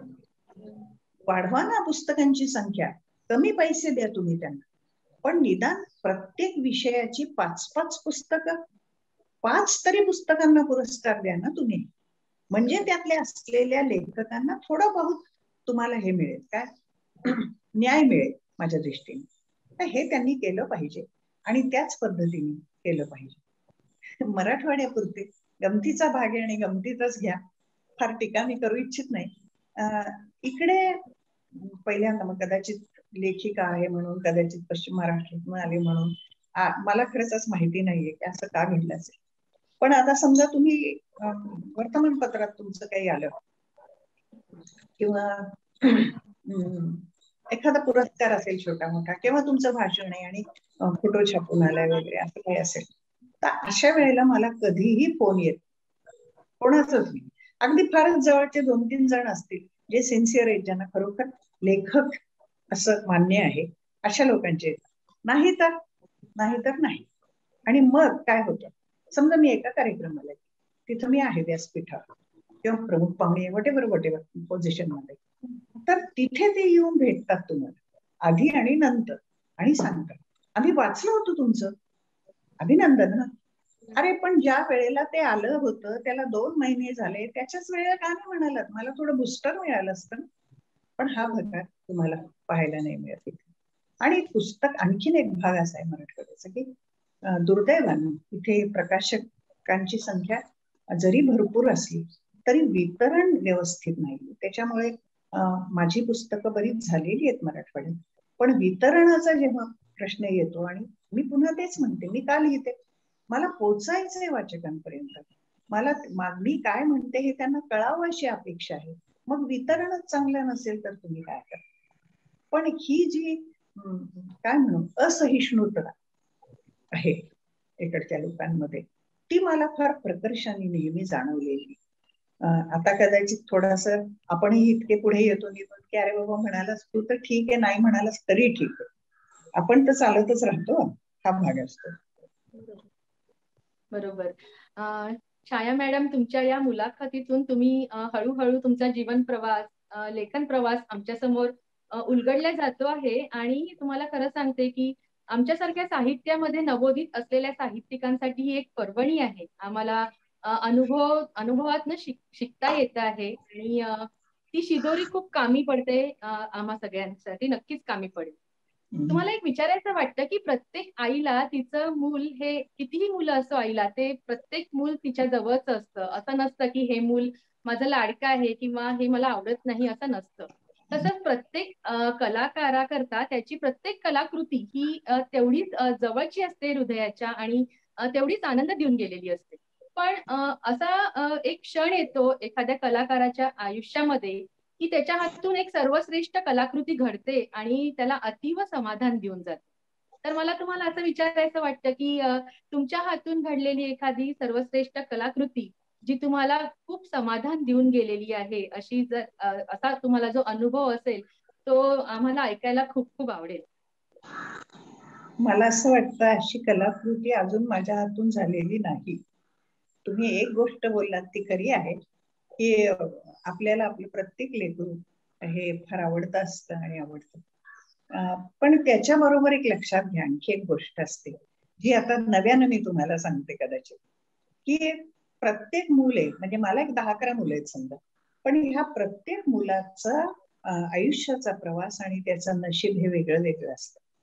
तसं पुस्तकांचं आहे की तुमची पुस्तकं आहेत आणि एक वाक्य तुमचं मला फार आवडलं ते असं की तुम्हाला ती कलाकृती अतीव समाधान देऊन जाते. कादंबऱ्यांच्या बाबतीमध्ये होतं तसं. इव्हन मी तुम्हाला सांगते समाधानाचा प्रकार की एखादी कथा आहे आणि उघडच आहे की कथा म्हणजे तुमच्या मनात आली आणि तुम्ही ती प्रतिबिंबित एखाद्या घटना पाहिली आणि लिहून काढली, असं नाही बरं का लिखाण. तुम्हाला लिहिताना माझं जे पात्र आहे, माझ्या मनात एखादं पात्र आहे, तर मला तुम्ही आता दिसलात तर डॉक्टर आहेत अशा मला दिसणारं पात्र पाहिजे, विचार करणारं गौरीसारखं पात्र पाहिजे, चालणारं भार्गवीताईंसारखं पात्र पाहिजे, विचार करणं आणखी असे. तर खूप तुम्हाला तुमच्या मनामध्ये त्याच्या भोवती जमा होतो मॉस, आणि मग तो स्टोन रोल करायला लागतो. आणि हे अक्षरशः तुम्ही लिहिताना सुद्धा होतं. म्हणजे निर्मिती प्रक्रियेशीच आहे हा प्रकार संबंधित, पण ते होतं. आणि जेव्हा तुम्ही पेन टेकवता, संपूर्ण जो फुलस्टॉप देता तिथे, त्याच्यानंतरचं जे समाधान आहे, मला असं वाटतं जगात कुठेच इतका आनंद आणि इतका समाधान नाही, कुठेच नाही. तो जे आहे, मी माझ्यातून बाहेर येणं जे आहे ते किती खळबळ असेल, कदाचित प्रचंड होती का, थोडी होती का, जास्त होती का. मी अगदी एक छोटंच आर्टिकल लिहिलं, तरी त्या आर्टिकलच्या शेवटी मी जेव्हा पेन टेकवते तेव्हा जे मला समाधान होतं ते फार जबरदस्त होतं. पण मला स्वतः पुरतं असं वाटतं की माझी कॉलेज कादंबरी जी आहे, जी आता हिंदीतही गेली आहे, म्हणजे माझ्या 3 कादंबऱ्या ऑलरेडी हिंदीत गेलेल्या आहेत. अर्थात त्यांचे सगळ्यांचे विषय वेगळे वेगळे आहेत, पण त्या कादंबरीनी, कॉलेज या कादंबरीनी मला खूप मान्यता तर मिळालेलीच आहे, सन्मानही मिळालेलीच आहे. पण मी शिक्षण क्षेत्रात जवळजवळ 20-25 वर्ष काम करते, आणि त्याचा एक दबाव, त्याची एक घुसळण, त्याच्याबद्दलचा विचार, खरं तर स्टाफ रूम ही इतके तुम्हाला वाटणार नाही, पण एवढा जबरदस्त वैचारिक मंथन चाललेला भाग असतो ती खोली म्हणजे. तर हा सगळा भाग जो होता तो मी कॉलेजमध्ये लिहिला. आणि त्याच्यामध्ये सुद्धा मला असं झालं की एक कॅरेक्टर जे मी घेतलं, जे अतिशय नीडी गरीब मुलगा घेतला, तर ते कॅरेक्टर माझ्या आराखड्यात नव्हतंच. मी लिहिता असताना तो आला मुलगा माझ्याकडे आणि तो लिहून गेला अक्षरशः. असं जेव्हा होतं ना, तर त्यावेळेला तुम्हाला ते खरंच समाधान मोठं असतं. पण ह्याच्याही पेक्षा मला असं वाटतं की चांगलं लिहायला पाहिजे मी काहीतरी.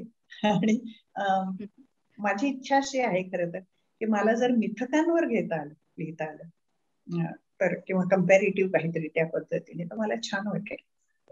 पण मी जर आता म्हटलं की ही सर्वश्रेष्ठ कलाकृती आहे, तर मी लिहायचीच थांबेल, आता नको लिहायला, फार झालं, असं होईल. असं नाहीये. बरोबर. अशाच पद्धतीचं मॅम, जेव्हा प्रत्येक लेखकाला जेव्हा वाटतं की आपण आयुष्यात एक शिवधनुष्य उचलावं, कारण लेखकाला जेव्हा कळतं की हाच माझा लेखन, हाच माझा स्वधर्म आहे, तर तेव्हा त्याला एक शिवधनुष्य उचलायची त्याच्या मनात एक इच्छा असते. तर तुमचं असं कोणतं ध्येय होतं आणि किंवा कोणतं आहे? खरं सांगू का तुला, खूप शिवधनुष्य असतात आणि प्रत्येक शिवधनुष्य आपण उचलावं अशी इच्छा असते. पण इच्छा आपली असणं, आपल्याला मिळणारा वेळ, आपल्याला मिळणारे संदर्भ, म्हणजे मी आत्ता म्हणाले जशी डॉक्टर हर्षेंना की मला मिथकांवर लिहिण्याची फार इच्छा आहे. कारण इंग्रजी साहित्यामध्ये सुद्धा मी मिथकांवर इतकं लिहिलेलं वाचलेलं आहे. इव्हन शेक्सपियरनी सुद्धा स्वतःच्या याच्यात मिथकं वापरलेली आहेत. तर मिथकं वापरणं आणि मिथकांवर लिहिणं हा माझी इच्छा आहे, मी म्हणेन. आता ते अंतिम इच्छा आहे का ती, हा भाग नाही. कदाचित माझ्या या प्रवासामध्ये कुठेतरी ते होऊनही जाईल आणि सहजही होऊन जाईल, किंवा ते सहजच होऊन जावं अशी माझी इच्छा आहे मनातून. पण मी म्हटलं तसं की कुठलाही साहित्य तुम्ही लिहायला घेतलं तर त्या साहित्यासाठी तुम्हाला पुष्कळ विचार करावा लागतो. म्हणजे त्याची एक पद्धत आहे, त्याची एक शैली आहे. कादंबरी एका विशिष्ट पद्धतीनं, कथा एका विशिष्ट पद्धतीने, नाटक एका विशिष्ट पद्धतीने. तर खरं तर मला नाटक लिहिता आलं तर मला फारच छान वाटेल, पण जे मी अजून केलंही नाही आणि मला जमलंही नाहीये ते. खूप कमी काळात तुम्हाला ते तेवढ्या काळात तुम्हाला जे सांगायचंय ते सांगायचंय, त्याच्यामध्ये मानवी प्रवृत्ती दाखवायच्या, वाईट चांगल्या घटना दाखवायच्या, तर खूप मोठी गोष्ट आहे ती. तशी कधी करता आली तर मग तुम्ही करीन जरूर. पण मॅम, बाल साहित्य लिहिणं का कमी केलं किंवा बंद केलं? मोठा प्रश्न आहे, मोठा प्रश्न आहे हा सुद्धा. हा पण अगदी फार योग्य प्रश्न तू विचारलास मला. बालसाहित्य मी सुरुवातीला जेव्हा लिखाणाला सुरुवात केली तर त्यावेळेला मी बालसाहित्यही लिहिलं आणि पुस्तकही प्रसिद्ध झाली त्याची. मग पुढे माझ्या असं लक्षात आलं की समीक्षक, साहित्यिक आणि समाज हे काय करतात. तर हे एकदा तुम्ही बालसाहित्यिक झालं की तुमच्यावर एक ठप्पा, स्टॅम्प येतो की हे बालसाहित्यिक. मग हे बालसाहित्यिक आहेत ना, यांना कविता करता येत नाहीत, यांना कादंबरी लिहिता येत नाही, यांना कथा लिहिता येत नाहीत, हे फक्त बालसाहित्य. असं खरं तर कधी नसतं. पण एकदा तुम्हाला तो स्टॅम्प बसला की तुम्हाला बालसभांना बोलवलं जातं, तुम्हाला शाळांमधनं बोलवलं जातं, तुम्हाला बालसाहित्य संमेलनाला बोलवलं जातं, पण जनरल साहित्य संमेलन जर असेल तर तुम्हाला नाही, कारण तिथे काही बालकांना नाहीच आहे हा भाग दिलेला. तर हा खरं तर फार चुकीचा भाग आहे माझ्या दृष्टीने. तर या पद्धतीनं लेखकांना वेगळं करणं, म्हणजे मी आत्ताच नाही म्हणते, आता पुष्कळच, म्हणजे सध्या पुष्कळच बालसाहित्यिकाला प्रतिष्ठा आहे. नाही तर बालसाहित्यिक म्हणून लेखकाला प्रतिष्ठा नव्हती, हे मी सांगू इच्छिते, नव्हती त्याला. आणि माझ्या हे लक्षात आलं की आपण बालसाहित्य तर लिहितोच आहोत, पण बालसाहित्य बरोबर आपण इतरही लेखन करतो आहोत. मी कथाही लिहिते, ते प्रौढांसाठी आहे, ते मोठ्यांसाठी आहेत, ते तरुण वर्गांसाठी आहे. मग मी जर हा छाप घेऊन टाकला एकदा माझ्यावर, तर मला ह्याच्यातच राहावं लागेल. या पद्धतीने फार मोठे मोठे बालसाहित्यिक नाही का आहेत, पण तरी सुद्धा मला स्वतःला असं वाटलं की आजही बालसाहित्यिकांना आर्थिक मदत, त्या संस्थांना आर्थिक मदत देणारं, त्यांच्या ज्या संस्था आहेत त्या संस्थांना एकत्र करणं किंवा त्याच्यासाठी पैसे खर्च करणं अशी कुठली गोष्ट होत नाही. आणि त्याच्यामुळे असं होतं की ते चांगले लेखक आहेत आणि कित्येक लेखक इतरही क्षेत्रामध्ये आहेत, पण तरी सुद्धा समहाऊ बालसाहित्यिकांची परवड आहे असं मी म्हणेन. त्यांना पाहिजे तो मान, सन्मान, मान्यता, समाज प्राप्त प्रतिष्ठा ही लाभली पाहिजे. कारण लहान मुलांचं लेखन हे सगळ्यात अवघड लेखन आहे.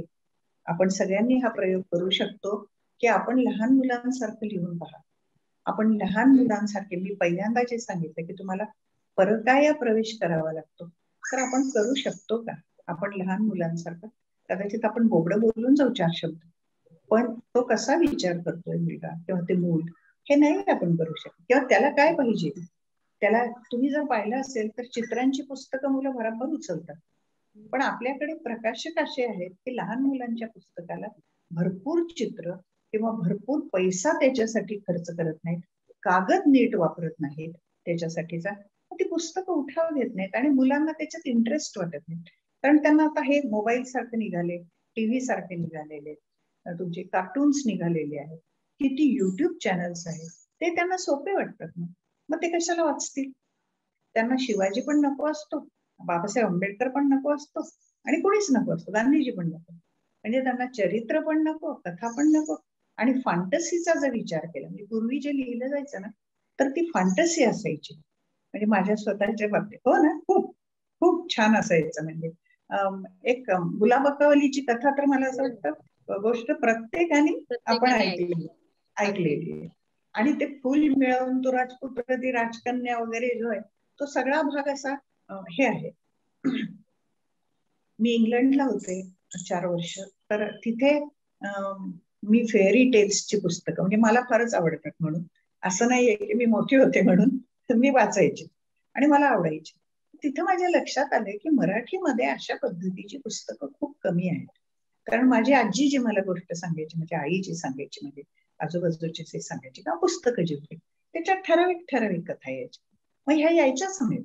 मग मी जेव्हा परत आले भारतामध्ये, तर मी पहिल्यांदा ट्रान्सलेशन सुरू केली लहान मुलांची, आणि हॅन्स अँडरसनच्या त्यावेळेच्या खूप कथा मी मराठवाडा दैनिकासाठी दर आठवड्याला करून देत होते. हेतू एकच की आपल्याकडच्या लहान मुलांना हे फॅन्टसीचं जग कळावं. म्हणजे हे शेवटी कसं आहे की ते दाखवणं म्हणजे तरी काय, त्यांच्या कल्पनाशक्तीला वाव देणं, त्यांच्या कल्पनाशक्तीला चालना देणं, जे आपण जर केलं तर ते मुलं पुढे हे करतील ना, त्यांची पण चालवतात ते बुद्धी. आपल्याला वाटतं पण आजकालची तिसरी चौथीतली मुलं ही कथा कविता लिहितात. फार स्ट्रेंज आहे. आणि मी एक असा 8वीतला मुलगा पाहिलेला आहे इथला, की ज्याने अमेरिकेमध्ये स्वतःचं लिखाण पाठवलं आणि प्रकाशकांनी ते प्रकाशित केलं आणि त्याला त्या कादंबरीला $9 पर पेज इतका पैसा दिला. तर त्याची आईच घाबरून गेली आणि ती माझ्याकडे येऊन म्हणाली, मला नको हो म्हणाली लेखक तो. मग तो लेखक नको व्हायला म्हणे, मग त्याला मला इंजिनियर करायचंय म्हणून. असंही आहे. ही गोष्ट दाखवतं की काय होऊ शकतं. तर बालसाहित्याला दुर्लक्षित आहे आणि ते चांगल्या पद्धतीने चांगला कागद वापरून मुलांपर्यंत जर पोचलं तर ते पण पाहतील ना, का नाही वाचणार, निश्चित वाचतील. आणि आज ग्रामीण भागात काय आहे याच्याशिवाय वाचनाचं चांगली पुस्तक. पूर्वी तर खूपच होतं तिला, खेड्यातली मुलं आणि ही जी होती ना, तर त्यांना हेच पुस्तकं हेच ज्ञान होतं खरं. आता टीव्ही आणि ह्या माध्यमातून लॅपटॉप आणि मोबाईल आणि याच्यामधून आलेले ना, तर हे सगळा भाग नव्हता आधी. आता खरं सांगायचं तर लहान मुल हे आपल्यापेक्षा मोठं असतं माझ्या दृष्टीने. म्हणजे मी ज्या वेळेला शिकवायला आपल्या कॉलेजला वर्गामध्ये जायची तेव्हा म्हणायची, मी आता तुम्हाला शिकवणार आहे आणि मला माहिती आहे की तुम्ही खरं म्हणजे याच्या खूप पुढचा विचार करत असता, पण मी तुम्हाला या लेवलला जे दिलेलं आहे तुम्हाला त्याच लेवलला शिकते. तसं आहे ते. बरोबर. छाया मॅडम, असं विचारायचं वाटतं की प्रत्येक साहित्यिकाच्या साहित्याचे असंख्य चाहते असतात आणि जसं कलाकार असतो तर त्याचे जे रसिक असतात त्या रसिकांच्या मनामध्ये त्या कलाकाराची एखादी कलाकृती नेहमी करता घर करून जाते. पण मला असं विचारायचं आहे तुम्हाला की तुमच्या पण लेखनाचे आमच्यासारखे असंख्य चाहते आहेत. आमच्या हृदयावर तर तुम्ही राज्य करताच आहात, पण तुमच्या मनामध्ये असा एखादा प्रसंग घर करून गेला आहे का, जो म्हणजे एखादा चाहता जो तुमच्या मनात नेहमी करता घर करून गेला आहे, असा एखादा अनुभव आम्हाला ऐकायला खूप खूप आवडेल. खरं सांगायचं म्हणजे माझ्या दृष्टीने आणि माझ्या पुरतं मी असं सांगते की माझी प्रेरणा कोण आहे, म्हणजे मी कशामुळे सातत्याने लिहिते, तर माझी प्रेरणा वाचक आहे. तो वाचक, मला समीक्षकांनी समीक्षा केली का वर्तमानपत्रांमध्ये, मासिकामध्ये, याचं मला कधीही महत्व वाटलं नाही. मला जे महत्व वाटलं आणि जे मी लिहित राहिले ते वाचक माझ्यापर्यंत आले. पूर्वी खूप छान होतं असं मी जेव्हा म्हणते, म्हणजे मी लिहायला सुरुवात केली 87 पासून, तर खूप छान असं होतं की लोक पत्र लिहायचे तुमच्यापर्यंत पोहोचायचं, तर तुमच्याकडे एक डॉक्युमेंटेशन होतं. आता काय आहे, आता खूप छान फेसबुकला किंवा व्हॉट्सअपला, नाहीतर अंगठा, नाहीतर लाईव्ह, ह्यामध्ये तो जो लेखक वाचकाचा बॉन्ड असतो तो पातळ होत चालतो. माझ्या बाबतीमध्ये एक 3-4 प्रसंग सांगते मी तुम्हाला. अगदी माझ्या पहिल्याच कथासंग्रहामध्ये जाणीव नावाची एक कथा होती. त्याचं वितरण कसं होतं कोणाकडे, तेव्हा तर मला काहीच कळत नव्हतं की वितरण काय असतं, पुस्तक कुठे जातं, काय काहीच माहिती. पण मला पत्र यायची आणि कार्डावर यायची, साध्या एन्व्हलपवर यायची. तर असं एक मला त्या कथेसाठीचं पत्र आलं, जे जेलमधून, कारागृहातून आलं, जेलमधून आलं. आणि त्यांनी लिहिलं की मी असा जेलमध्ये आहे आणि मी तुमची कथा वाचली, ती मला ती कथा फार आवडली आणि तुम्ही हा जो सांगितलं की त्यावेळेला वेस्टर्नाइज, आता आपण पूर्ण झालो पाश्चात्य, त्यावेळेला आपण पाश्चात्यकरणाकडे वळत होतो. तर पाश्चात्य वळणाकडे जाणाऱ्या तरुण जो आहे, मुलं मुली, तर त्यांच्या संबंधातली ती कथा होती. तर त्यांनी लिहिलं की तुमची कथा खूप सुंदर आहे, तुमची शैली खूप सुंदर आहे, हे लिहिलेलं चांगलं आहे वगैरे वगैरे. आणि मग त्यांनी स्वतःबद्दल सांगितलं, म्हणजे ही कथा तुम्ही ह्यातून एक संस्कार मुलांवर करता आहात तुमच्या लेखनातून, जे मला फार महत्वाचं वाटतं.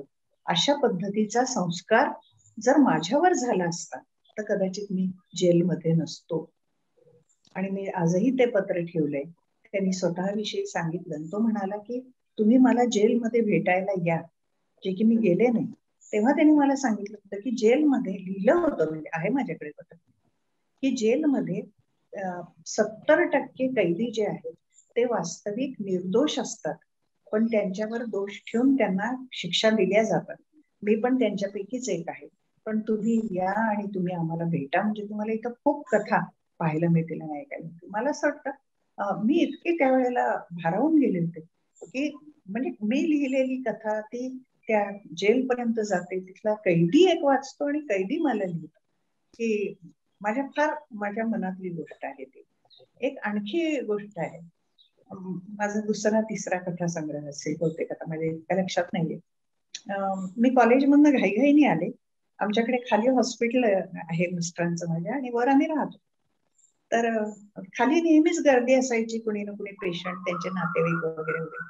तर इकडे तिकडे न पाहता पटकन वर जाणे म्हणजे आपलं काम होईल, म्हणजे घरातलं वगैरे, असं मला त्यावेळेला वाटायचं. मग मी फार घाईनी वर आले आणि पुष्कळ जण उभे होते तिथे. मी काही लक्ष दिलं नाही. थोड्या वेळाने खालचा माणूस वर आला काम करणार आणि मला म्हणाला, बाई तुमच्याकडे एक जण आलेत आणि खूप वेळचे थांबलेले होते. तर मी कंटाळली होती कॉलेजमधून आली. मी म्हटलं बापरे, आत्ताच करे? तर तो म्हणाला, हो पण ते गेले 1.5-2 तास दारावर उभे आहेत बाई तुमची वाट पाहत. तर वर आला तो मुलगा, छोटासा किरकोळसा तरुण होता मात्र. तो मला म्हणाला की मी तुम्हाला भेटायला आलो, तुम्हाला पाहायला आलो की लेखक कसा दिसतो, कसा चालतो, कसा बोलतो हे करायला. आणि मी लासलगावचा आहे, खेड्यातला, म्हणजे लासलगाव जवळ नाही, माझं एक खेड आहे, तिथला मी आहे. तर मी तुम्हाला मुद्दाम भेटायला आलो. तर मी त्यांना असं विचारलं, बरं म्हटलं आला तर बसा, चहा वगैरे घ्या. म्हणजे मला वाटलं झालं आता याचं बोलणं. तर तो काही म्हणाला नाही, मी लिहितो, तुम्ही माझं वाचा वगैरे काहीच नव्हतं.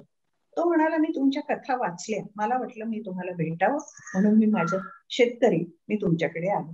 आणि निघताना तो घुटमळू लागला. मला कळेना की याची काय अपेक्षा आहे. कित्येक वेळेला अर्थसहाय्य पाहिजे असते कुणाला, हा त्याच्यासाठी तर नाही घुटमळत आहे. तर मी म्हटलं, काय हवंय का तुम्हाला, आणखी लागतंय का काही, म्हटलं हे सांगायचंय का? तर त्यांनी त्याच्या ह्याच्यातून अशी मळलेली एक पिशवी काढली, म्हणजे पाठीमागे धरली होती त्यांनी ती, आणि ती मला दिली त्याने. आणि तो म्हणाला की माझ्या शेतातली डाळिंब आहेत मॅडम, तुमच्यासाठी आणली लासलगाव. माझा जो आधीचा रिलक्टन्स होता म्हणजे तो एकदम गेला आणि माझे डोळे भरून आले की आपल्या लेखनाने एखादा मुलगा इतक्या लांबून, तो तरुण मुलगा माझ्यासाठी यावा आणि जे काय त्याची कुवत आहे ती ऑफर करावी त्यांनी. ही गोष्ट तुम्ही आता डॉक्टर म्हणून तुम्हाला पुष्कळ असे प्रसंग असतील माहिती, तर ते खरं तसं आहे. आणखीन एक गोष्ट आहे की मी हर्झॉग नावाची कादंबरी लिहिली. हर्झॉग ही कादंबरी जी आहे माझी ती आहे आता जे रॅपिड घटस्फोट होतात म्हणजे वेगानं घटस्फोट होतात त्याच्या संदर्भात. तर कादंबरीमध्ये मी मुलांची साईड जी आहे ती मांडली आहे त्या कादंबरी, आणि त्याच्यासाठी मी पुष्कळ अभ्यास केलेला आहे, संदर्भ घेतलेले आहेत, लोकांना भेटलेली पण आहे. तर माझ्या अनुभवाप्रमाणे ती कादंबरी प्रसिद्ध झाल्यानंतर तिला पारितोषिकही आहे, एका खाजगी संस्थेचं आहे. पण मला फोन यायला सुरुवात झाली आणि इतके फोन मला आले त्या कादंबरीचे. मुंबई मधल्या एक अशा पद्धतीने जे काय म्हणता येईल सफरर आहेत त्यांची एक असोसिएशन आहे, त्या असोसिएशन कडून मला इन्व्हिटेशन आलं की तुम्ही या आमच्याशी बोला, आम्ही बोलू इच्छितो. आणि एक दिवशी काय झालं, दुपारी एक फोन आला मला आणि फोनवर तो माणूस म्हणाला की मी तुमची होरपळ कादंबरी वाचायला घेतली, मी सुरू केलं मॅडम आणि मी कादंबरी संपवूनच खाली ठेवली. आणि मला तुमची कादंबरी आवडली का असं तुम्ही विचारू नका, कारण तुमच्या कादंबरीतला नायक हा मी आहे आणि मी ह्या सगळ्यातून गेलेलो आहे. फक्त तुमच्या कादंबरीतला मुलगा जो आहे तो सुदैवी आहे, कारण त्याची आर्थिक स्थिती बरी आहे आणि आधाराला आईवडील आहेत जे मला नव्हतं. आणि असं म्हणून खरोखर मी सांगते, तो ढसढसा रडायला लागला फोनवर. म्हणजे मला कळे ना. आणि त्यांनी सांगितलं की मी आता 55-56 वर्षांचा आहे, माझ्या आयुष्यात हे होऊन गेलेलं आहे, मी इतकं सहन केलेलं आहे आणि ते तुम्ही कसं व्यक्त केलं, माझ्या आयुष्यात जे घडलं ते तुम्ही कसं लिहिलं असं तुम्हाला विचारत. आणि ढसढसा रडत होता. आणि नंतर तो मला असं म्हणाला की अमरावतीच्या जवळच तिकडे कुठेतरी गाव होतं त्याचं, मी आता बरा आहे, आर्थिक दृष्ट्या चांगला आहे, माझं एक फार्म हाऊस आहे. माझी अशी इच्छा आहे मॅडम की तुम्ही माझ्याकडे 2 दिवस राहायला या. मला असं वाटतं की हा खूप छान अनुभव वाचकाचा मला आहे. म्हणजे इतके अनुभव आहेत खरं तर वाचकांचे. खूप छाया मॅम, गेले 1 तासभर आम्ही तुम्हाला ऐकत आहोत आणि असं वाटतच नाहीये कुठे की कुठला प्रश्न किंवा कुठल्या यांनी आलाय. इतक्या गप्पांच्या माध्यमातून हळूहळू जे काही उलगडत गेलंय आणि आता तुम्ही जे अनुभव सांगितलेत वाचकांचे, म्हणजे केवळ तुम्ही लिहिलं नाहीतच, पण वाचकांची मनही वाचता आली, कारण त्यांना नेमकं त्यावेळी काय वाटलं ते तुम्ही आता आमच्या समोर मांडलं. एक प्रश्न मी विचारते. आपण वेगवेगळ्या म्हणजे आपल्या लेखन शैलीतून माणसांच्या वृत्ती प्रवृत्ती असतील किंवा स्त्री मनाचे जे काही पैलू असतील किंवा सामाजिक स्थित्यंतर जे काही असतील, या सर्वांचा आपण लेखनामध्ये आपल्या मागोवा घेत आलेला आहात किंवा ते विचार आपण मांडत आलेला आहात. आपण काही अनुवादही केले आहेत. तर या अनुवाद साहित्याच्या संदर्भात आम्हाला काही तुम्ही सांगू इच्छिता का? आता खरं म्हणजे तुम्ही जर आज बाजारात गेलात ना, तर तुम्हाला इतके अनुवाद पाहायला मिळतील, इतकी अनुवादित पुस्तकं पाहायला मिळतील, इतके अनुवाद पूर्वी होत नव्हते.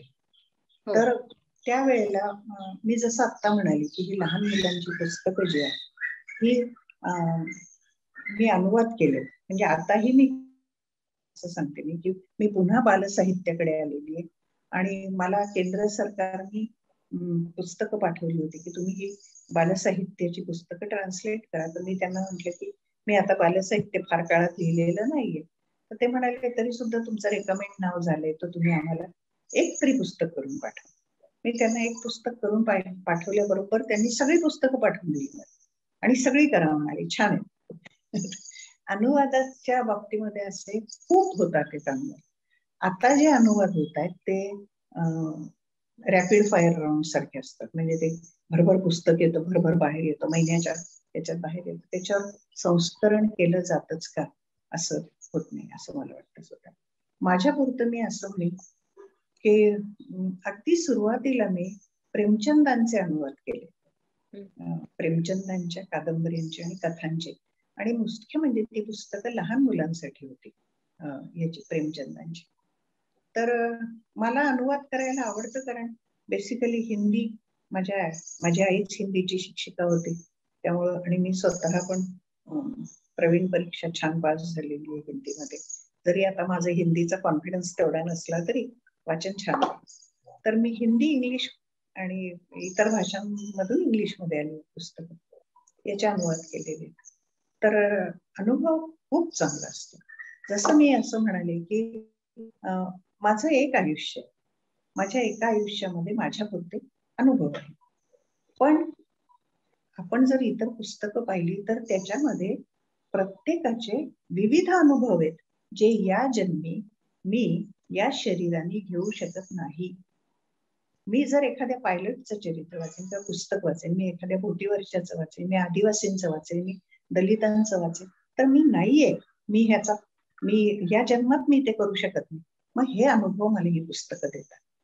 आणि ज्या वेळेला आपल्याला सगळ्यांना शेजारच्या घरात काय चाललंय हे पाहण्याची जबरा उत्सुकता असते. काय चाललंय तिकडे, थोडाही आवाज आला तरी आपण डोकावून पाहतो. हे डोकावून पाहणंच आहे एका पद्धतीने अनुवाद आहे.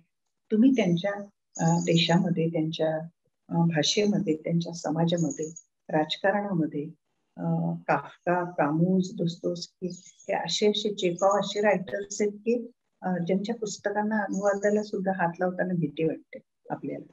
आणि कित्येक वेळेला द्वयार्थी तुम्हाला अनुवादामध्ये गोष्टी दिसतील. म्हणजे वरवर ती एक कथा सांगतात पण आत वेगळीच कथा आहे राजकारणाची. हा एक भाग आहे. 2 प्रकार आहेत त्याच्यामध्ये. भारतीय भाषेतून मराठीमध्ये अनुवाद म्हणजे माझ्या पुरता, आणि इंग्लिश मधून मराठीमध्ये अनुवाद. भारतीय भाषांचं आधी सांगते मी. म्हणजे जसं मी प्रेमचंद केले तसं मी रवींद्रनाथ ठाकूरांच्या नाटिका केल्या. गमतीचा भाग आहे बरं का की तुम्ही जर त्या लेखकाचं ते केलं ना अनुवाद, तर तुमच्या लक्षात येतं की लेखक कसा आहे, तो काय लिहितोय, त्याची पद्धत काय, त्याची शैली काय. रवींद्रनाथांच्या बाबतीमध्ये मला असं जाणवलं की रवींद्रनाथांना नाटक हा खरा त्यांचा फॉर्म नाही, पण तरी त्यांनी एकांकिका लिहिली. तर त्यांनी त्यांची भाषा अशी होती म्हणजे की ते भाषेमध्ये तिथं का बसलायस असं करून लागलीच दुसऱ्या क्षणी तुम्ही आकाशात आहात आणि ढग पाहत आहात आणि कवळाची फुलं पाहत आहात किंवा काहीतरी करत, असं सगळं इमॅजिनेटिव्ह जे आहे ते येतं. तर इतकं पॅराबोलिक आहे रायटिंग. काय म्हणतात पॅराबोलाला, कर्व, म्हणजे त्यांची ती जी हे आहे कर्व आहे ती वर जाते आणि इमॅजिनेटिव्ह होते आणि पुन्हा सामान्य याच्यापर्यंत येते. तर माझ्या एका पीएचडीच्या विद्यार्थ्याला मी तो विषय पण दिला होता रवींद्रनाथांचा. हे पाहिल्यावर मला असं वाटलं की हे कुठेतरी नमूद व्हायला पाहिजे, त्यांची शैली किंवा त्यांनी म्हणजे एकच कथा आहे, फक्त एक वाक्य तू बोलायचं, एक वाक्य मी बोलायचं, एक वाक्य आणखी कोणीतरी बोलायचं, एक पण या पद्धतीने लिहिलेलं. तर हा रवींद्रनाथांचा माझा अनुभव. एक मात्र मी सध्या भारतीय भाषांचं सांगते. मी प्रेमचंद तर केलेलेच आहे घ्या ना साहित्य अकादमीसाठी, म्हणजे रवींद्रनाथ हे मी साहित्य अकादमीसाठीच केले होते. मी एक कादंबरी केली जी मागच्या वर्षी म्हणजे 2019 ला प्रसिद्ध झालेली. तर त्या ती कादंबरी मल्याळम आहे, मल्याळी भाषेतली आहे. स्मारक शिळा. स्मारक शिळा. तर वाचली आहे का काय? वाचली आहेस का काय?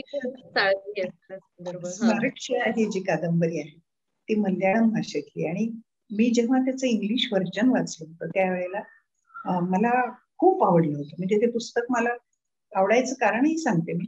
आपल्याकडे कादंबरी म्हटलं की एक हिरो, म्हणजे एक मुख्य पात्र, हिरोच म्हणायला पाहिजे त्याला, आणि त्याच्या आजूबाजूला असलेल्या गोष्टी, हिरोईन म्हणा हे म्हणा, आणि त्याला एखादं उपकथानक त्याच्यामध्ये बहीण भाऊ वटेवर असं केलेलं असं.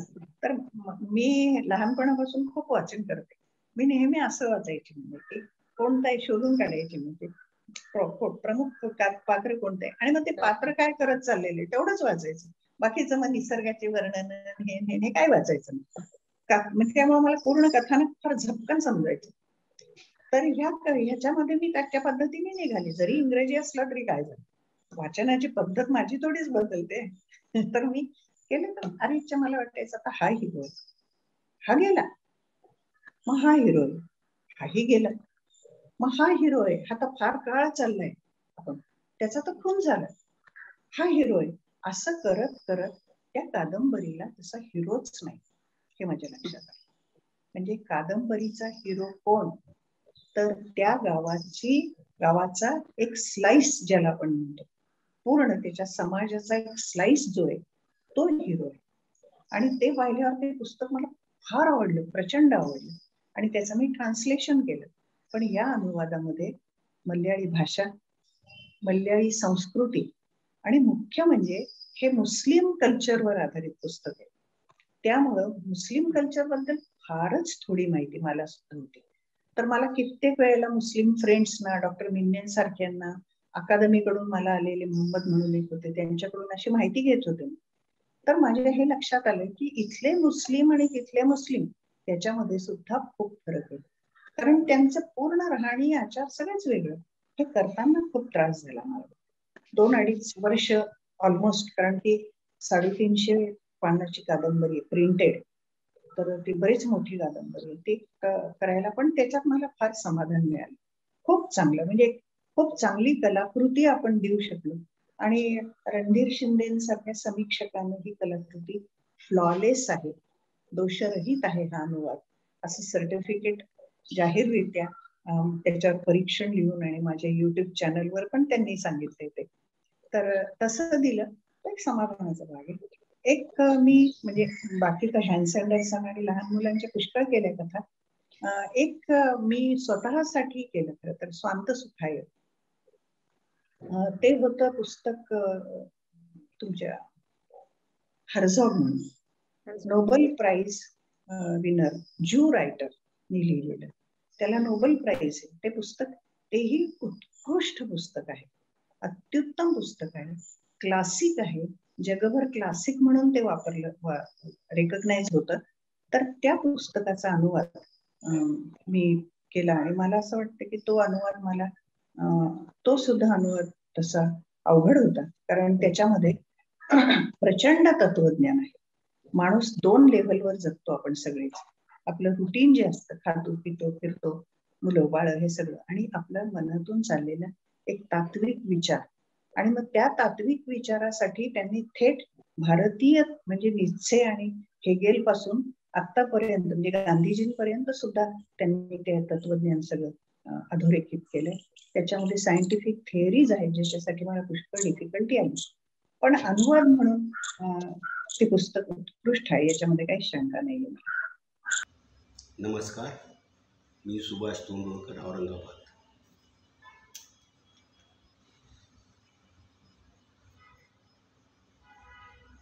सारस्वतांचे माहेर असलेले जनमंगल व्यासपीठ आणि शिरीषजीसह सर्व उपस्थित प्रथित यश स्नेहांकित, आपण आज ज्यांची मुलाखत घेत आहोत त्या डॉक्टर छायाजी भवान महाजन, औरंगाबाद यांच्या संबंधी 2 शब्द.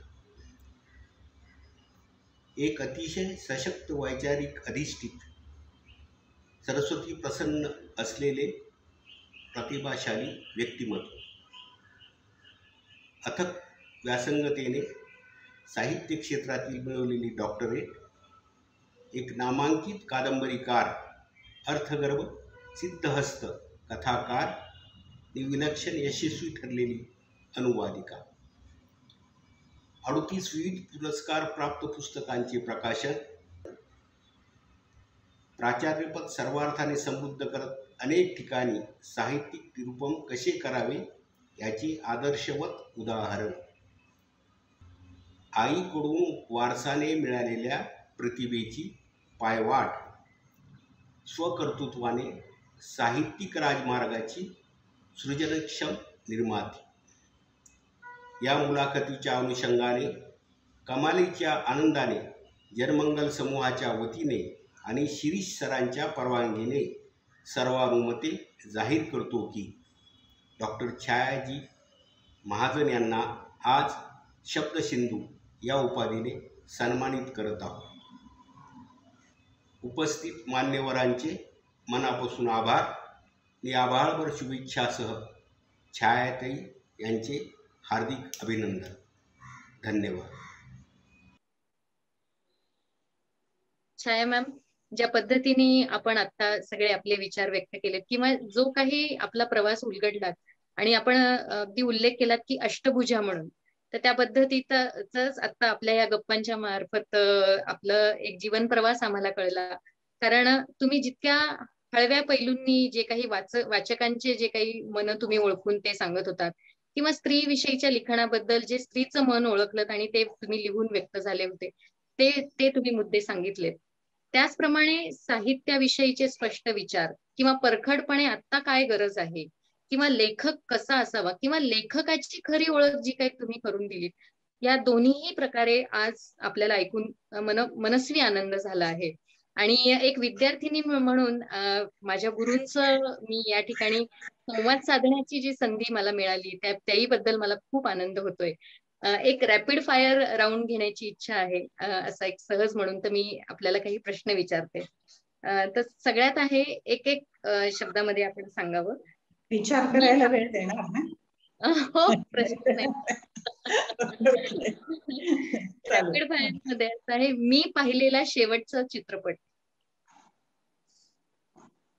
शेरशाह. अच्छा, बर. काल आरामाची माझी कल्पना. दुपारी लोळणे. माझे आवडते पुस्तक. अवघड प्रश्न. कारण इतकी पुस्तकं आवडतात खरं सांगायचं म्हणजे एकही मी असं म्हणू शकत नाही किंवा हे पुस्तक वाईट आहे किंवा आपल्याला जे भावतात लेखक आणि ते पुस्तक अवघड प्रश्न. या प्रश्नाला उत्तर सर्व असं. वाक्य पूर्ण करायचं. वाक्य. माझ्यासाठी इंग्रजी आणि मराठी भाषा म्हणजे व्यक्त होण्याचं साधन. कारण भाषा हे माध्यम आहे हे आपण विसरतो आणि काय करतो आपण की इंग्रजीवर टीका प्रचंड मराठी लोकांनी करायची आणि मग मराठी भाषा ही कशी अभिजात भाषा होणार वगैरे बोलायचं. पण आपण सगळे एक गोष्ट विसरतो की आपण लहानपणापासून जे शिकतो, म्हणजे मी मुसलमान घरात असते तर मी उर्दू बोलली असते, मी मल्याळम घरात असते तर मल्याळम, कर्नाटकात असते तर कन्नडा बोलले असते. तर मग भाषा हे काय आहे? भाषा हे व्यक्त होण्याचं एक साधन आहे. त्याच्यामुळे मला असं वाटतच नाही आणि मी त्यांना अवास्तव महत्व देऊ नये त्याला. ते साधन म्हणून त्याची संपन्नता मात्र जपावी आणि जरूर संपन्न करावी. मला इंग्रजी खूप प्रिय आहे. व्यक्त होण्याचं माध्यम आणि ती संपन्नता जपावी. क्या बात आहे. परदेशातील स्त्री बरोबर मी भारतीय स्त्रीशी तुलना करते तेव्हा फार वेळेला म्हणजे मी जेव्हा तिथे स्वतः परदेशात राहत होते त्याही वेळेला मी खूप तुलना करत होते आणि मी आता सुद्धा खूप तुलना करते. अगदी लेखिकेचाच एक भाग सांगते जो माझ्या डोक्यात आला याच वेळेला. मी मध्यंतरी झाले असतील 5-7 वर्ष एका बालसाहित्यिकेला भेटले. ती अमेरिकेहून आली होती आणि तिला पाकिस्तानमध्ये जाऊन पाकिस्तानच्या बालसाहित्याविषयी अभ्यास करायचा होता. तिच्या देशाने तिला पाठवलं होतं. अशा वेळेला आपण दुसऱ्या देशात का नाहीत असा सारखा मनामध्ये विचार येतो. शिवाय आपल्याकडे जीवन जगण्याची पद्धती अर्थात त्यांची आपली पूर्ण वेगळी आहे, पण जे स्वातंत्र्य आहे स्त्रीला तिकडे, म्हणजे तुम्हाला सारखं स्वतःच्या, आपण कसे आहोत सगळे की आपलं चारित्र्याचं एक काचेचं भांड सतत आपल्या बरोबर आहे आणि जे इकडे नाही जाऊ इकडे नाही जाऊ असं करत आपण जपत चाललेलो आहोत. इतका स्टिग्मा त्याला दिलेलाच नाहीये, म्हणजे हा या पद्धतीचं महत्व त्याला जोडलेलंच नाहीये. आपल्याकडे आता हे थोडस जरी हे झाला विषय की लैंगिक शुचिर्भूतता हा जो प्रकार आहे आपल्याकडे, तर लिंग शुचिर्भूतता हा जो प्रकार आहे हा प्रकार परदेशात नाही. म्हणजे आपण अगदी मोकळं आणि सैराट आणि काय म्हणू त्याला मनमुक्त पाहिजे तसं बेबंद वागावं असं नाहीये, तिकडे पण नाहीये हे सांगते मी. पण आपल्याकडे एखादी कुमारी माता झाली की संपलं, म्हणजे ते कुटुंब ते उद्ध्वस्त होण्याचा हा प्रकार होऊन बसतो. म्हणजे आपण समजू नाही शकत. आणि मला खूप ठिकाणी वाटतं म्हणजे संधी म्हणून, शिक्षण म्हणून स्त्रियांना जे आता खरंच खूप सोयी आहेत की 12वी पर्यंत फ्री शिक्षण आहे मुलींना आपल्याकडे, खूप चांगले. त्यांच्यापेक्षा आपण राजकीय दृष्ट्या मतदान करू शकतो, ही खूप मोठी गोष्ट आहे जी त्यांना नाही मिळाली पण आपल्याला मिळाली. पण मुक्त प्रवास करता येणं, मुक्ततेने राहता येणं आणि मुख्य म्हणजे काय आहे की जगायला स्पेस करून देणं. तर कुटुंबामध्ये सुद्धा स्त्रीला स्वतःची स्पेस, तिला स्वतःचा अवकाश दिला पाहिजे. आणि तो अवकाश आपल्या कुटुंबांमध्ये दिला जातो का? जर आपल्यामध्ये खरं तर म्हणजे एखाद्या ग्रामीण बाईनी हे ऐकलं तर ती म्हणाल आम्हाला कशाचा हे स्पेस आणि कशाचं काय, उठा काम करा जा. म्हणजे आपण एखाद्या पशुसारखं जगतो काही वेळेला, जे खालच्या लेवलला म्हणजे कष्ट येतात त्यांना. पण जे आपण आहोत विचार करू शकतो की ऍक्सेस जो मिळतो, म्हणजे लेखिकांना जाऊन दुसऱ्या कंट्रीजमध्ये त्यांच्या मोठ्या मोठ्या लायब्ररीजना जाऊन तिथलं संशोधन करण्याचा, किंवा इव्हन इतरही आपल्या ज्या ह्या आहेत सायंटिस्ट आहेत त्यांना सुद्धा परदेशात जाऊन जो करण्याची शिक्षणाची संधी क्वचित मिळते. पण म्हणजे आपल्यापैकी किती जणांना मिळते? फार थोडं. पण त्यांचं जर तुम्ही पाहिलं तर त्यांना या पद्धतीची खूप संधी उपलब्ध आहे माझ्या दृष्टीने.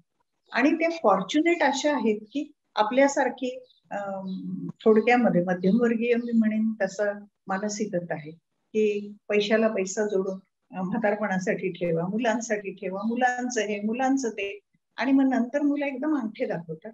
अशा वेळेला इतके पॅथेटिक होऊन जातात पेरेंट्स, जे मी खूप पाहतीये सध्या आजूबाजूला.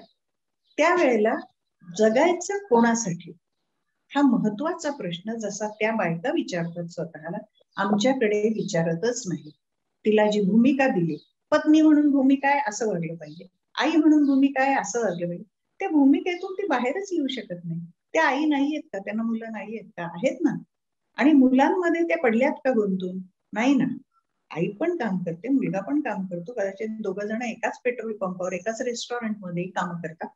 पण अशा पद्धतीचा स्टिग्मा नाहीये आणि ती मला फार महत्वाची गोष्ट वाटते. दुसरं आणखी महत्वाचं की तुम्हाला पाहिजे त्या पद्धतीनं मोकळेपणानं जगू दिलं, खरेपणानं जगू दिलं. म्हणजे उद्या मी सांगितलं, समजा मी तरुण आहे आणि मी सांगितलं की मी आज माझ्या मित्राबरोबर इकडे इकडे चाललेली आहे, तर आपल्याकडे घरांमधनं खूप शांतपणे हो ठीक आहे जा असं म्हटलं जातं का? मुलगा घराच्या बाहेर पडला तर आनंदानं तुम्ही दोघं संसार करा असं म्हटलं जातं का? अशा खूप गोष्टी आहेत ज्या कम्पॅरेटिव्हली आता आपण असं म्हणू की त्यांचं आयुष्य खूप वेगळं आहे, कारण त्यांना 2 महायुद्धांमुळे स्त्रीला बाहेर यावं लागलं, कामं करावी लागली, त्याच्यामुळे पण त्या संधी त्यांना उपलब्ध आहेत. ती संधी मग शिक्षणाची असो, ती संधी काम करण्याची असो, काम करण्याची श्रमप्रतिष्ठा, आपल्याकडे भांडे घासणारी बाई जी आहे तिची प्रतिष्ठा आणि आपली प्रतिष्ठा फार वेगळी आहे, असा भाग नाहीये. आणि हा मला खूप महत्वाचा वाटतो, माणसाला माणूस म्हणून जगू देणं आणि मी जशी जगते आहे तसं मला प्रामाणिकपणे जगू देणं हा सुद्धा मोठा भाग आहे. आणि म्हणजे नाहीतर माझ्या विचारात आणि माझी मी जे बोलतेय ते आणि माझं जगणं हे वेगळं वेगळं होऊन बसतं, असं नाहीये तिकडे. आणि खूप फार मोकळं आहे, फार छान आहे. बस आता पर्याय देते, त्यापैकी एका पर्यायाला निवडायचंय.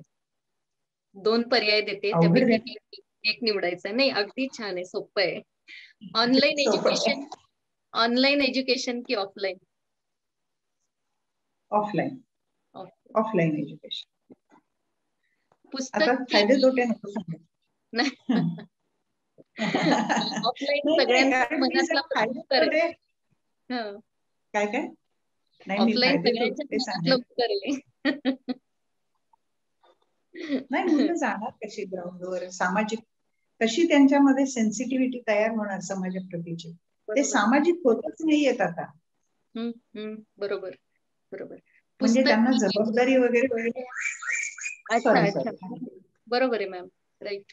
जबाबदारी किंवा हे जे तुम्ही म्हणताय की त्यांना एकमेकांच्या याचे पैलू कसे कळणार, की तुझ्यामध्ये काय विशेष आहे, माझ्यामध्ये काय विशेष, हा जो संवाद आहे तोच तिकडे नाहीये ना, त्यामुळे अतिशय बरोबर आहे. आणि एकत्र नाही जगत आहेत ना ते.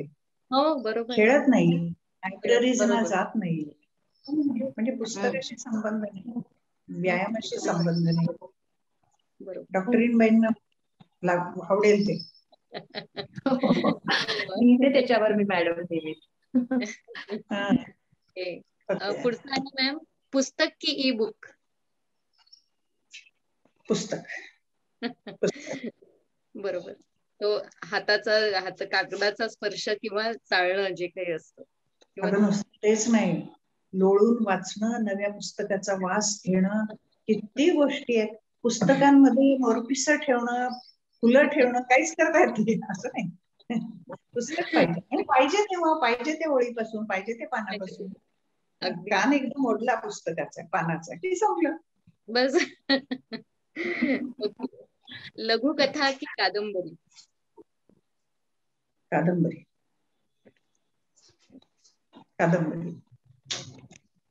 खूप खूप मोठा लाईफ स्पॅन तुम्हाला कादंबरीमध्ये दिसतो.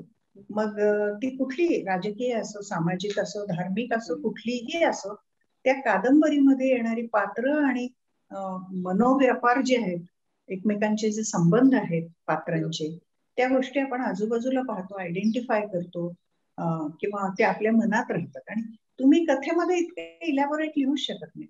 म्हणजे एखादा माणूस कसा दिसतो, कसा चालतो, कसा बोलतो, कसा खातो, काय विचार करतो, कुठे आडमडतो, कुठे ठेचकाळतो, कुठे कोसळतो, कुठे आत्महत्या करतो, काहीच नाही कळू शकत. आणि एका तुमच्या तेवढ्या कथांमध्ये नाही होऊ शकत ते. सो कादंबरी. क्या बात आहे, खूप खूप धन्यवाद छाया मॅम.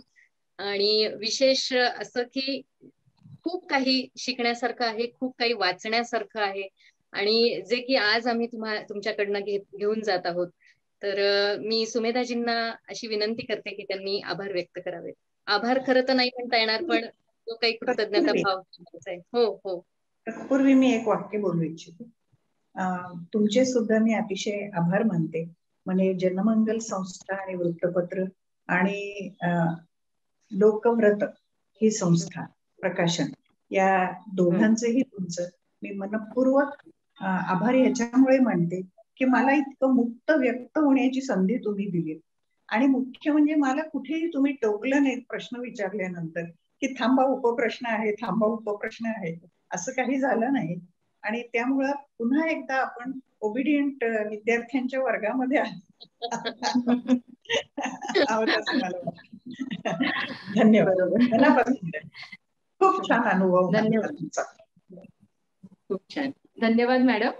असं म्हणतात की अनुभवाची जी कार्यशाळा असते ती आपलं आयुष्य संपन्न करून जाते. तर तसाच अनुभव, तशीच अनुभूती आज आपण आत्ताच घेतली. रसिक श्रोते हो, आत्ताच आपण प्रसिद्ध लेखिका छायाजी महाजन यांच्याशी बातचीत केली, त्यांची मुलाखत आपण ऐकली आणि या मुलाखतीतून आपल्याला त्यांचं लेखन कार्य, त्यांचा लेखन प्रवास, जीवन मूल्य आपल्यासमोर हळूहळू उलगडत गेले आणि आपल्याला अनुभव संपन्न करून गेले. खूप समृद्ध करणारा असा हा अनुभव होता. तर साप्ताहिक जनमंगलच्या या दर्जेदार व्यासपीठावरून मी प्रसिद्ध लेखिका छायाजी महाजन यांचे जनमंगल परिवारातर्फे तसेच महाराष्ट्र पत्रकार संघ, लोकप्रत प्रकाशन यातर्फे मनपूर्वक आभार मानते की त्यांनी आज वेळात वेळ काढून त्या या मंचावरती उपस्थित राहिल्या आणि आपल्याशी दिलखुलास त्यांनी गप्पा केल्यात. रसिक श्रोते हो, आज एक खूप सुंदर योग पण या मंचावर चालून आला आहे. तो असा की साप्ताहिक जनमंगलच्या सक्रिय सदस्या गौरीजी लहुळीकर या छायाजींच्या शिष्या आहेत. एका शिष्येनी गुरुची घेतलेली ही मुलाखत खरोखरच अपूर्व योग होता हा. तर त्याबद्दल मी गौरीजींचेही मनपूर्वक आभार मानते. तसेच सर्व रसिक प्रेक्षकांचे आभार मानते की जे हा कार्यक्रम अत्यंत उत्सुकतेने बघता आहेत. खर तर हा कार्यक्रम संपूच नये असं आपल्या सगळ्यांना वाटतं आहे. छायाजींशी आपण अजून बातचीत करावी असं आपल्याला वाटतं आहे, पण कुठेतरी आता आपल्याला थांबायला हवं. तत्पूर्वी परत एकदा छायाजींचे मी मनपूर्वक आभार मानते आणि हा कार्यक्रम संपला.